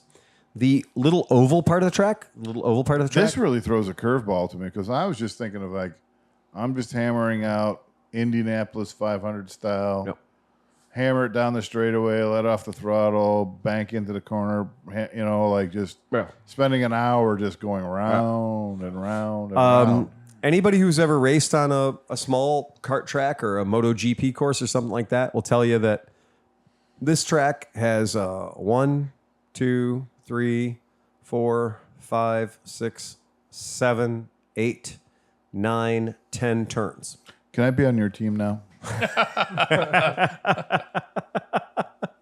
So if we can get a place like this doesn't take up a lot of real estate.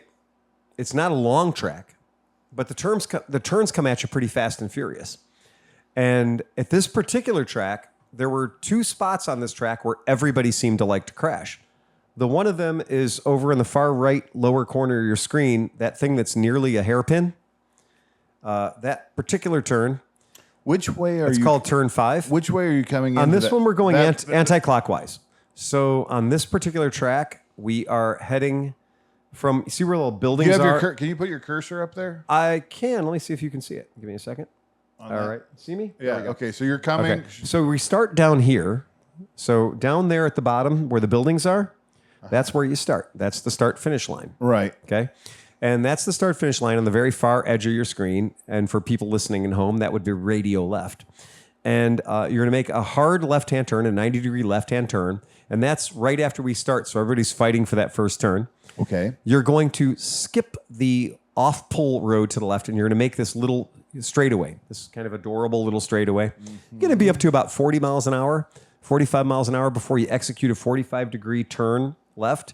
And then you're going to do kind of a half of a hairpin. It's a little bit of a carousel. You're going to do that turn, and that's going to set you up for turn 5. Now, turn 5 is a motherfucker because it is a straight-up hairpin. And if you're not going Flat, no camber. flat, no camber, hang on.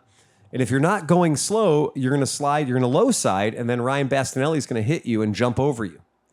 Ask Merritt. But that corner right there has taken out a lot of people. It's taken out me once or twice. So nobody's duffing it in that long straightaway and then going into the hard. Hold on, my friend. Oh, no. That's called the back straight. At the end of this back straight, if you're riding with us on 200cc Vespas, you're going between 55 and 70 miles an hour. Your braking zone, if you'll call it that, is pretty fucking short. The penalty is oak trees. Yep. Yeah. So they found deck 5 minutes later. Yeah, they did. Yeah, they did. You disappear on this one. Yep. If you don't set this turn up right, everybody does a drag race in the back straight trying to beat the guy to the turn. Everyone tries to late break into that turn, and that is a straight up, not 90 degrees, 105 degrees. Yep. That is not a 90. It's a little more vicious than a 90. If you survive that one after your back street, that is the longest straight in the track, by the way, right there. That's the longest straight in the track. That's where you'll be going as fast as you can be going into turn 6. 7 is more than 90 degrees. 8 is a straight up, yes, another fucking key, another goddamn 180. Yep. Don't worry about the middle part of the track. Look where my cursor is. And then you're going to go down here and you're going to come into 8. 8 is a delightful. You're kind of okay with 8. I loved 8 was one of my favorite. It's like an increasing radius. It is. And 8 was one of my favorite places to pass people because I could get myself set up for 9, which 9 is yet another over 180 degree turn. And then 10 is coming back onto the front straight in front of the crowds of onlooking worshipers and people showing you their boobs. That last bit right there, turn 9, is where Scott Smallwood decided to pass me on the inside. Little tip, the guy in the front owns the line. The guy in the back does not have the right of way in racing. So when he decided to pass me on the inside... I'm going to warn you now. I don't know anything about racing. Yeah, Scott fucked me over on that one. and I gave him the turn, and I still lost the bike. If you see a shadow behind you... Beware. Yeah. So you already fucked up because I shouldn't be anywhere close to you. So this track with all these 10 turns is only 1 mile long. So if you're a person that races shifter karts, you'll know that it can be difficult. Now over here to the north part of the east part of the track, doesn't matter for the radio. That's to the up on your radio dial. That would be the part of the track they've added for the super motard. So they've made the people who are racing little tiny XR80s and XR100 super motards. The really super motarded people. They have made them get their tires dirty now. So there's actually a part of the track where you can get your tires dirty. So you can do a lot of the track on asphalt, but then there's a portion of it that they make you go onto the dirty shit. Now, we're not going to make anybody go on the dirty shit. I don't think that's a good idea. So in a perfect world, my goal would be to use a track like this. There are other options, but we'll see. If you do something like Nelson Ledges, that's a much bigger track. That's like AMA. That's like Mid-Ohio Sports Car Course. That's a big, giant track. Would you think that buddies would sort of get lost in that track? I do. mean, Tom and I have both a body raced. wide open. Oh, yeah. A body wide open in any corner really wouldn't be that. Well, because you're fast. maxed out at 55. I mean, even with the 170i, you're not doing a whole lot of speed. And on something, I mean, Summit Point was pretty much our going. Well, VIR. My top speed at VIR, according to the track, my top speed at VIR was 72 miles per hour. Yeah. My top speed at Mid-Ohio on my 200 was about 74 miles per hour. These bikes were pinned. They were pinned to the point where Dean Middleton and I said, you just make the bike go as fast as it can go. Yeah. You get in the tiniest tuck you can get, and you eat a sandwich. Yeah. Because you have so much fucking time. It's the most boring time you're going to spend on any bike on a straightaway. Just you're literally just sitting there going, well, this is not going anywhere. I know it's only a half mile or whatever it is. The bike is up to top speed. It's so long in our world of small wheels. It is so long that you get to your top speed and nothing else happens. Yeah. And so you're just like, okay, I'm going to poke my head up and look for a corner mark or a braking marker. I'm going to poke my head down again. Yeah. I'm going to poke my head up again and look for a braking marker. And it's 5 mile an hour every time you do it. Yeah. So you don't poke your head up. You're going to get slow. So you stay in your micro tuck, hide behind the leg shields, and stay as invisible as you can with your left hand behind you. Yep. Yeah. You cheat any way you can cheat the wind. I hear you. And then you poke your head up and you go, okay, I'm at the braking marker. And you hook that fucker in. And we were the least entertaining thing for any spectator to watch who wasn't fucking somebody who was out on the track at that particular moment. Yeah. Right? They did not like how much time there was between our fastest rider, Scott Smallwood, perpetually, and our slowest rider. Are these guys walking around the track? Or Yeah, what? there was a lot of that. There was a whole lot of that. There was a whole lot of that. It was not entertaining for anybody involved, And for including us, we'd come around a turn, and I'd see my competitor 1,000 miles ahead of me. Yeah. That's not exciting. No. Right? And so unless you're with somebody that you've always duked it out with. And you don't have an 11 hours worth of race to You eventually have 5 laps. maybe to catch up with them. 2 minutes and 45 seconds or 2 minutes and 50 seconds per lap. It's about a 15-minute race from start to end. And all you're doing is waiting for Scott Smallwood to get that 1 lap ahead of you. So they shorten the race from 5 laps to 4 laps. Because if somebody crosses the line for their 5th lap, they don't care that you've only done 4 laps. Yeah. The race is over. Yeah. I'm not interested in doing this buddy thing if you have Scott Smallwood on your team. I'm not going to have Scott Smallwood on my team. We're not going to pay him. I just to want come. to say that now. I honestly don't think he'd do it. He's pretty far from that right now. He's kind of retired. He's doing BMX. He's doing bicycle motocross. That's what that's all he cares about right now. He's really into it too. Yeah, but that's a good thing because I don't want him on your team. From what I hear about this motherfucker, Scott Smallwood. We used to joke Have about. I met Scott Smallwood? I don't know if you have, but if you did, he'd bum a smoke off you. Yeah. We used to have a rule that Hey said, brother, Wonderful. "Hey bro, can I bum a a smoke? Hey brother, can I bum a smoke?" Can I bum a smoke? We used to in joke the middle of a turn. that we'd be like, Scott Smallwood has to bum a smoke on the 3rd lap. Yeah. That's the only thing that would make it fair. Yeah. I have never, ever, one time I completed a race on the same lap as him. that we were both on our 5th lap. The only and person, I was so proud of only being 1 lap behind him. The only person that could ever give him a run for his money was Dean.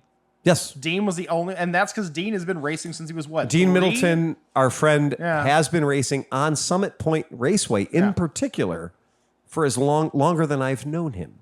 I think it was 3 years old when he first started racing. Oh, whatever. Maybe but 4. yeah, it's not far off.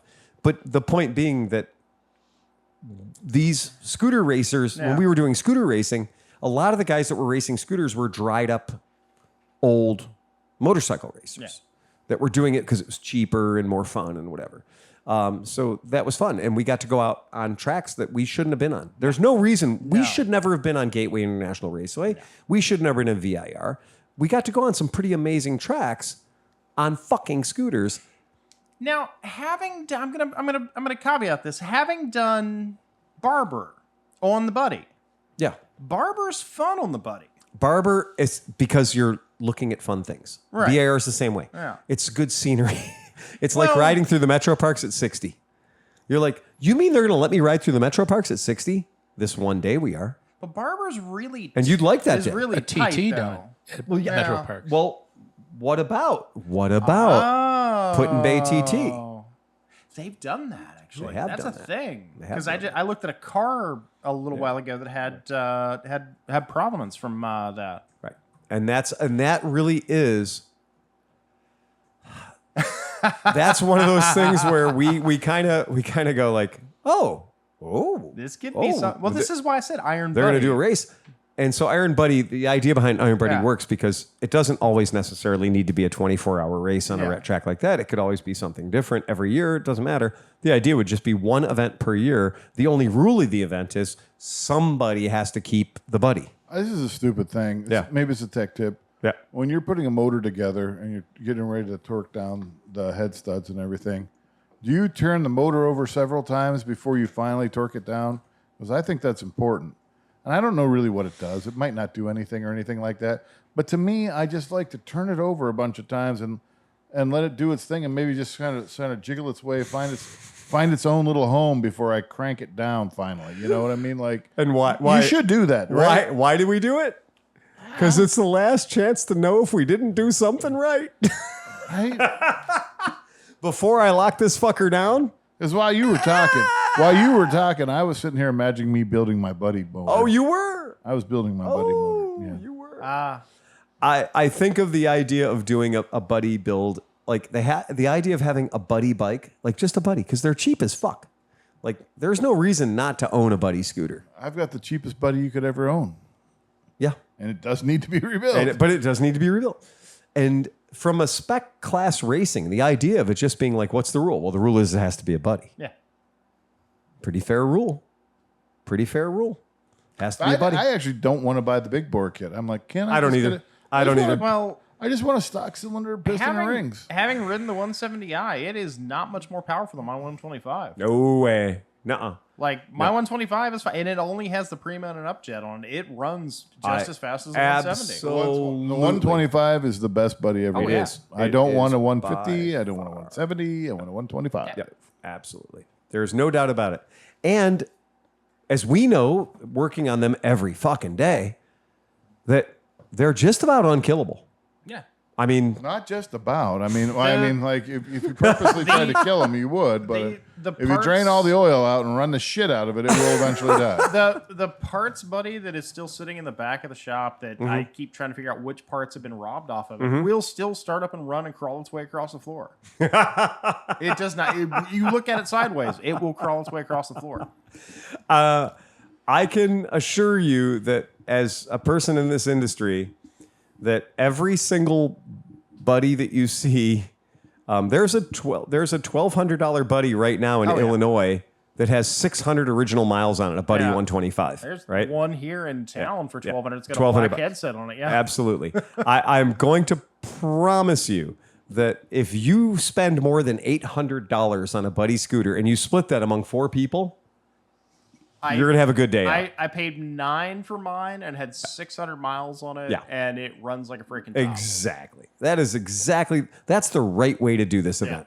The right way to do the event is to buy an $800 buddy and have fun. and just go out and have a good time. Everybody always asks me. Everybody always asks me, "What's the cheapest, best bike you can buy for the money?" Absolutely. And I always tell them 100% buy a bike. Every single time. Yeah. You'll never find a bike that gives you the kind of heart and soul reliability, just the never say die attitude of a fucking buddy scooter. And they don't go easy. I mean, like, Oh no. I've seen people bring them in with not one drop of oil in them and making weird noises. And they make it. And the cool thing is, this is the perfect opportunity to buy a salvage one. Like, there are salvage ones out there. You can do that.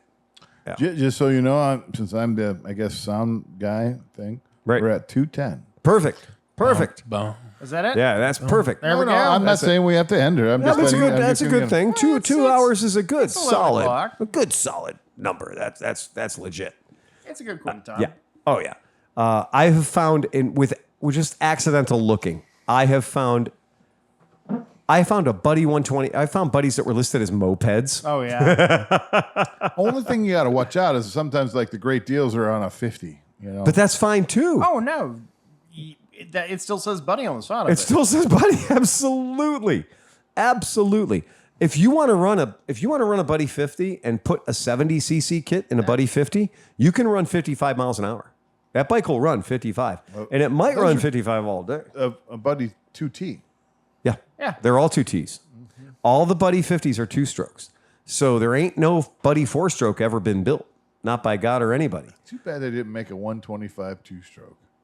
That would have been the most ridiculous bike ever. I mean, it would just would have Kind of a rattler, right? I was gonna say having. I love I having love the idea ridden of the Rattler. a tuned Rattler 110. You know, I search for Rattler 110s every Yeah. once in a while just because, man, it would be cool. So, yeah, here's the sore dick deal in Lexington, Kentucky. In Lexington, Kentucky, yeah. right meow. Write this meowing it.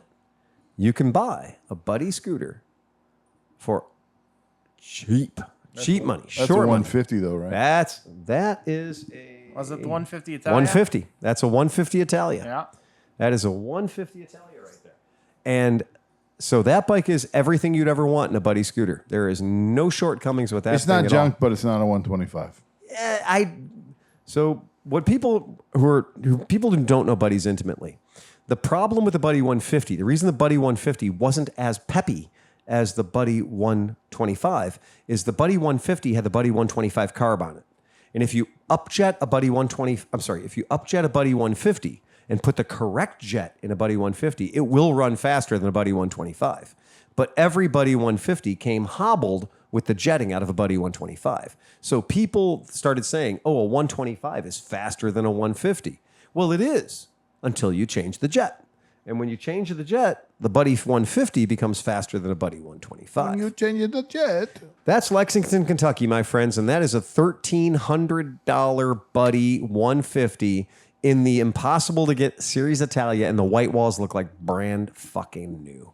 And I don't think that bike has 500 miles on Oh it. gosh. That's a break-in. 500 that's like first miles. oil change. That's got 500 miles on it for $1,300. Does it have a ClevelandMoto license plate or POC? Oh, I don't know. I don't think it has any. It will after you buy it. It will after you buy it, right? Yeah. But for a 2009 Buddy 150, and the good news is that has the air horn that'll blow the dirt off a bum at yeah. 100 paces. Oh yeah. That's got a stable Nautilus air horn in it. Yep. So for Lexington, Kentucky, that's a bike you can buy, and he's already dropped the price from $2,000 to $1,300. Which that seems to be the thing is everybody starts at 2. Yeah. And they drop it right now. There's Yeah. there's a bunch languishing at 13. Get 4 of your friends together, $250 a pop. Yeah. Buy this thing for $1,000 and start streamlining it. Upjet the carb and start streamlining it. Get those white wall tires off of it Yeah. and start streamlining it. You've got a contender, right? That's it. Make it as comfortable as you can. I think that a Buddy would do 100 miles between fuel stops. I happen to know that because I have done a Buddy at over 100 miles between fuel stops at full chat, wide open throttle. So if a Buddy will do 100 miles between fuel stops, I've never wanted to ride a Buddy 100 miles between fuel stops. So that's already further than this particular rider wants to ride. I'm probably going to say an hour of actual going around in a circle or a turn track. I'm probably, you beat my ass at that point. I'm going to need a couple hours to recuperate. So everyone always talks like, oh yeah, man, I'm going to go out and do 2 hours. And by like 3 o'clock in the morning, everyone's like, I'm going to do 20 minutes and you do 20 minutes and you do 20 minutes and you do 20 minutes. And then I'll be ready when I come back and do another 20 minutes, another 20 minutes, 20 minutes, 20 minutes. Because when it gets dark, Hell of a lot harder. yeah, it does. Yeah, it does. It gets a real lot harder. So all the silly stuff, all the ideas of doing like shenanigans and stuff in between, that starts to get a lot more attractive. Not because we don't think the bike can take it. We don't want people going out there falling asleep and getting hurt. Yeah, I don't want that. You know, John, we can hook up your CPAP. So you can do some laps with the CPAP on. You'll be good to go. Really? Oh, okay. Well, once you get my CPAP here so I don't fall asleep while I'm in the middle of a podcast. You did good. You did good Stay tonight. away to Absolutely. CPAP's for while you're sleeping. Oh, okay. Well, no, he can hit the CPAP hard the night before so he can stay up for 24 hours in a row. You know, when's the last time you did a whippet? Because I can tell you my last time was yesterday. You did a Whippet yesterday? Yeah. I didn't do a Whippet, but I'd finished off my Aldi whipped cream. That's what I did. Oh, me too. Yeah. I do that all the time. Yeah. Yeah. I did that yesterday too. That's very Day enjoyable. before yesterday. It was enjoyable. That's not a real Whippet. I need some nitrous on my bike. Not for the bike. For the rider. No, but I have like in my house, the only whipped cream we use is the right way. The good stuff. The good stuff. Yeah. And so we don't buy whipped cream in the can the traditional way. We have. I really took my time with it too. And I get the James Earl Jones afterwards. What's that you say, honey? Luke, I am your father. Yeah, that was it. But the problem is though that high on that is so fleeting. I mean, we're talking about 7-8 seconds. As long as you can hold your breath. We watched Renee's ex-boyfriend. Oh my God, if she hears that, she's going to kill me for saying that. This fella named Skippy who does a stand-up act, and he was doing a stand-up act, I think in LA in like some basement corner closet. And Renee and I went to this stand-up act, and Skippy goes on stage. Do you remember the strawberry flavored Whippets, a dozen to a pack? Yummy. Skippy does a dozen Whippets. A dozen. That's reasonable. And he just does them one after the other. And I was like, the poor kid's going to pass out from oxygen deprivation. It ain't the Whippet. It ain't the nitrous. It's the lack of O2 that's going to take him out. He did a dozen Whippets. My buddy went down at a fish show. He did a dozen and then did a 20-minute set. And never missed a fucking beat. He sounded like James Earl Jones, but he did a dozen Whippets and then delivered a set. And I was just like, wow, that is a stupid human trick. Like getting yourself to where you can do a dozen Whippets. And honestly, it was a bringer show. So the son of a bitch made no money, and he lost the money buying the Whippets, right? He made no money on that stand-up routine. But we watched him. And Renee, I looked at Renee and I said, so that's your ex-boyfriend? And she went, no. And I said, oh, wow, you weren't into labels then, were you? Because he thinks he was your ex-boyfriend. But you get that a lot with Renee. Yeah. There's a lot of guys that are her ex-boyfriends, and she's not their ex-girlfriends. Yeah, you'll have that. So that's about it. Yeah, I did a short batch of whipped cream yesterday, and then I was like, I'll just close this out. And it was way more than I could pull on one drag. And I went deep on it, and I was like, whoa, I'm not done yet. No. But I purposely stretched it out to 3. Oh, you did? I was like, real slow. Real slow. It's not the... I think I'm good. I'm going to sit on this one for a while. Okay. Yeah. All right. Don't take a breath. Hold it. But that's the thing is I went to so many parties where you'd buy the balloons that didn't float. Well, if you get when I was going Dentist nitrous. Well, when I was going to like dead shows and fish shows, you got a punching like a big one. And then like we would like and then we were miscreants. So what you do is you don't waste that nitrous. You take a hit. Right. You hold it in. You shotgun it? Don't breathe. Oh, you blow it back in the balloon. Put it back in the balloon. Then you breathe a little bit. I didn't realize I was bougie. Nah. I was just letting it go. No, don't let it go. Oh my God. You can nurse that bitch for a long time. And then my buddy went down. Okay, so some cops were coming. And he went down and his balloon. I didn't realize that. I took off. I saw the cops. I'm like, hey, we got to go, cops. Right. They were like shining their flashlights, checking being everywhere. cops. Right. Looking in all the little corners for anybody smoking something or whatever. Right. Being cops. I'm like, cops, let's go. So I shot down between the aisle of cars. Yeah.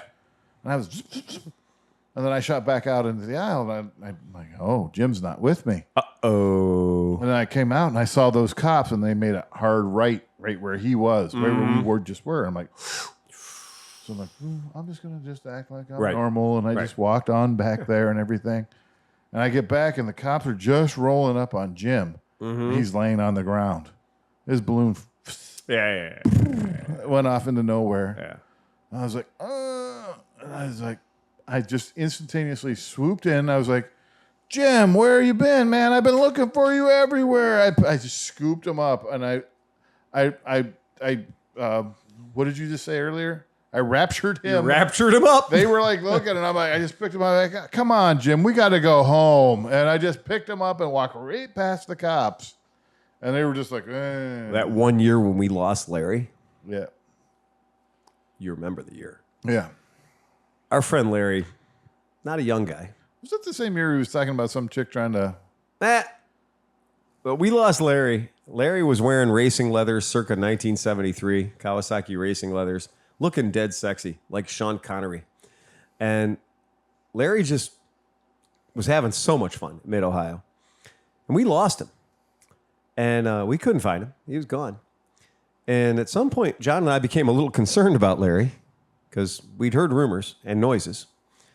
And so security was starting to ask us about Larry too. And I said, hey, you, rent-a-cops, come over here. We lost our friend. Our friend's name is Larry. He's in the neighborhood of 70 years old. He's not all together with it, though. But Larry's a diabetic. And we don't know where he is right now, but we have his insulin. So if you run into Larry, please, please, please bring him back here. He might seem like he's intoxicated. He might seem like he's belligerent. That is just the diabetes talking. I don't know if you've ever been without your insulin before. It presents a whole lot like alcohol. Please do us a favor. Help us find him. And when you find him, please, let's get him back here so we can get his insulin, because he shouldn't be anywhere for this amount of time, especially on a hot day like this, without his insulin.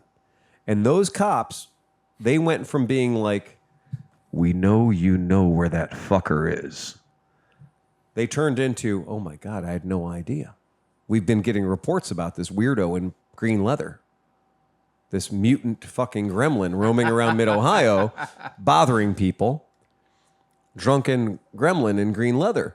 And we said, no, he's diabetic and he doesn't have his insulin. We need to fucking find him.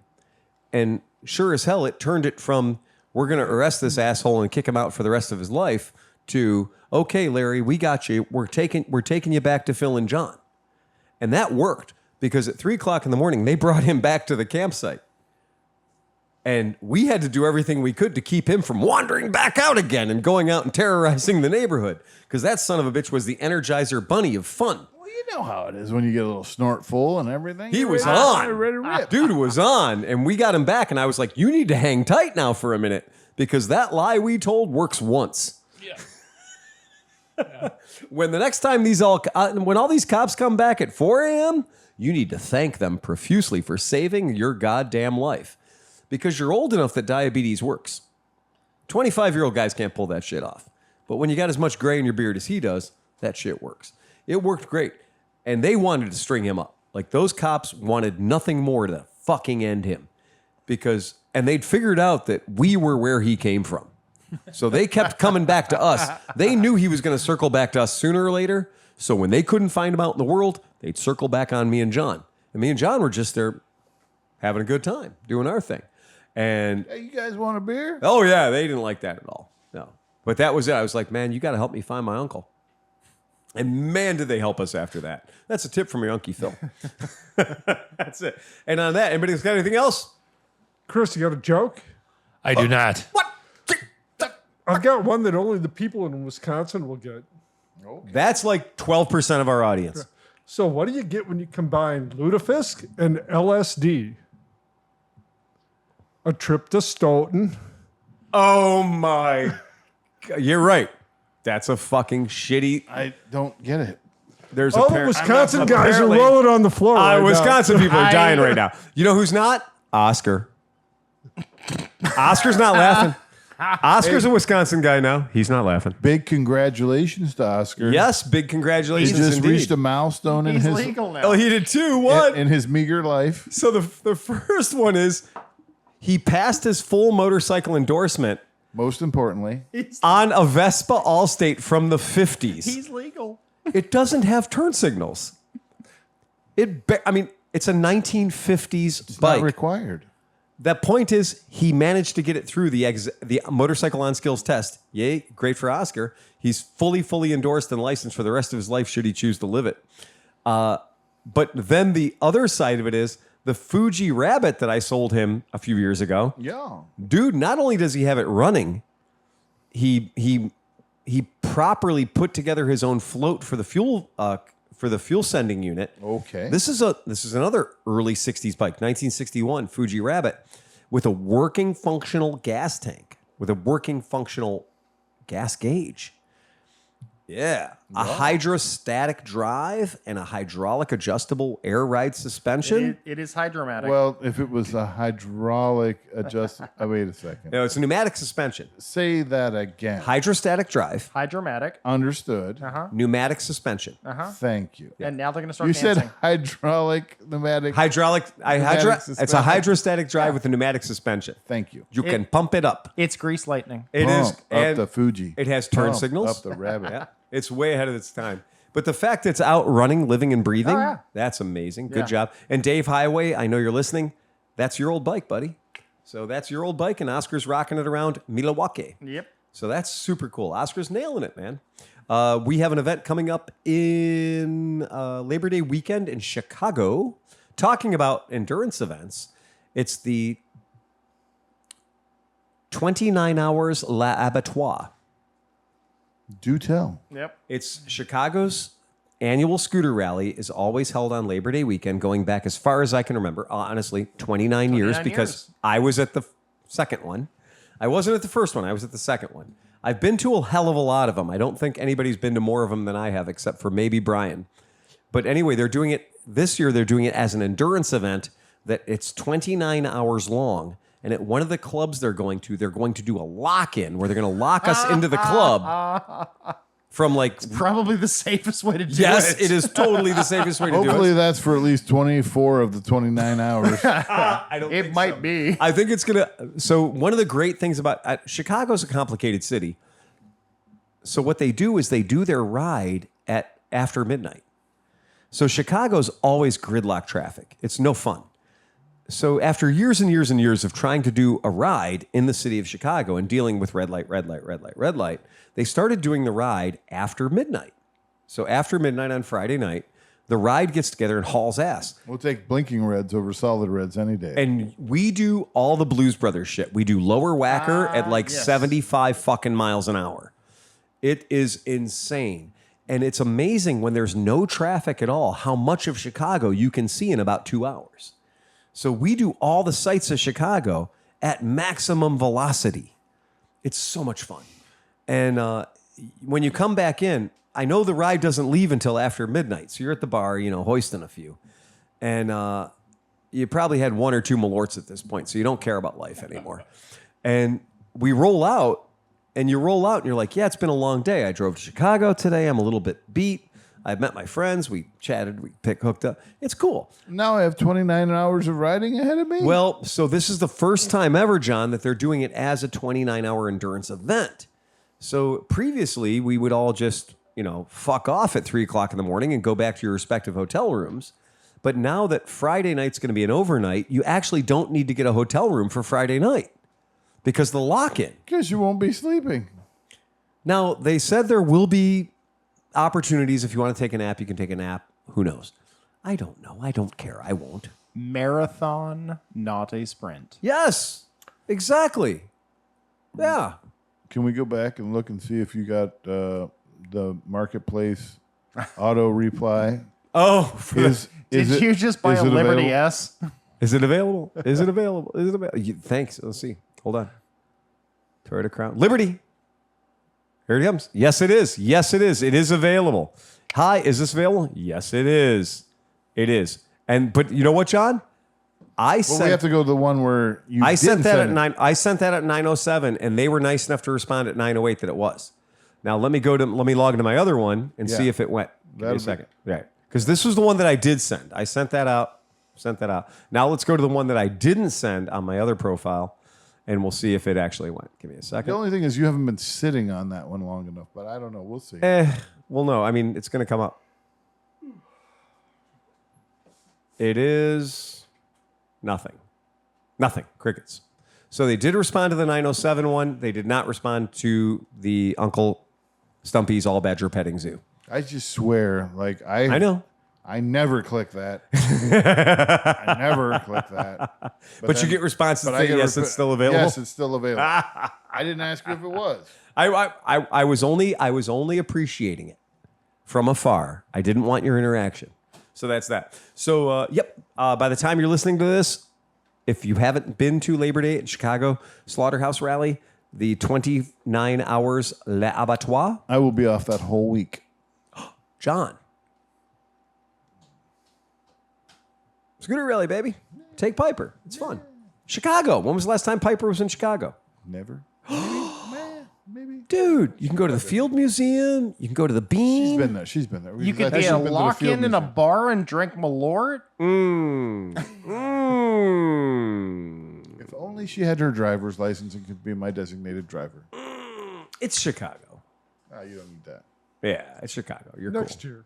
Yeah, you're cool. You're cool. I was thinking about getting a hotel room maybe at like one of the cheaper establishments, not for Friday night because the lock-in, but just for like Saturday night kind of thing. Just one night of an actual hotel room. That's that. Anybody got anything else? Nope, that's it. All right, folks, remember to ride fast and take chances. Play us out, John. Bum bum bum bum bum bum bum bum bum bum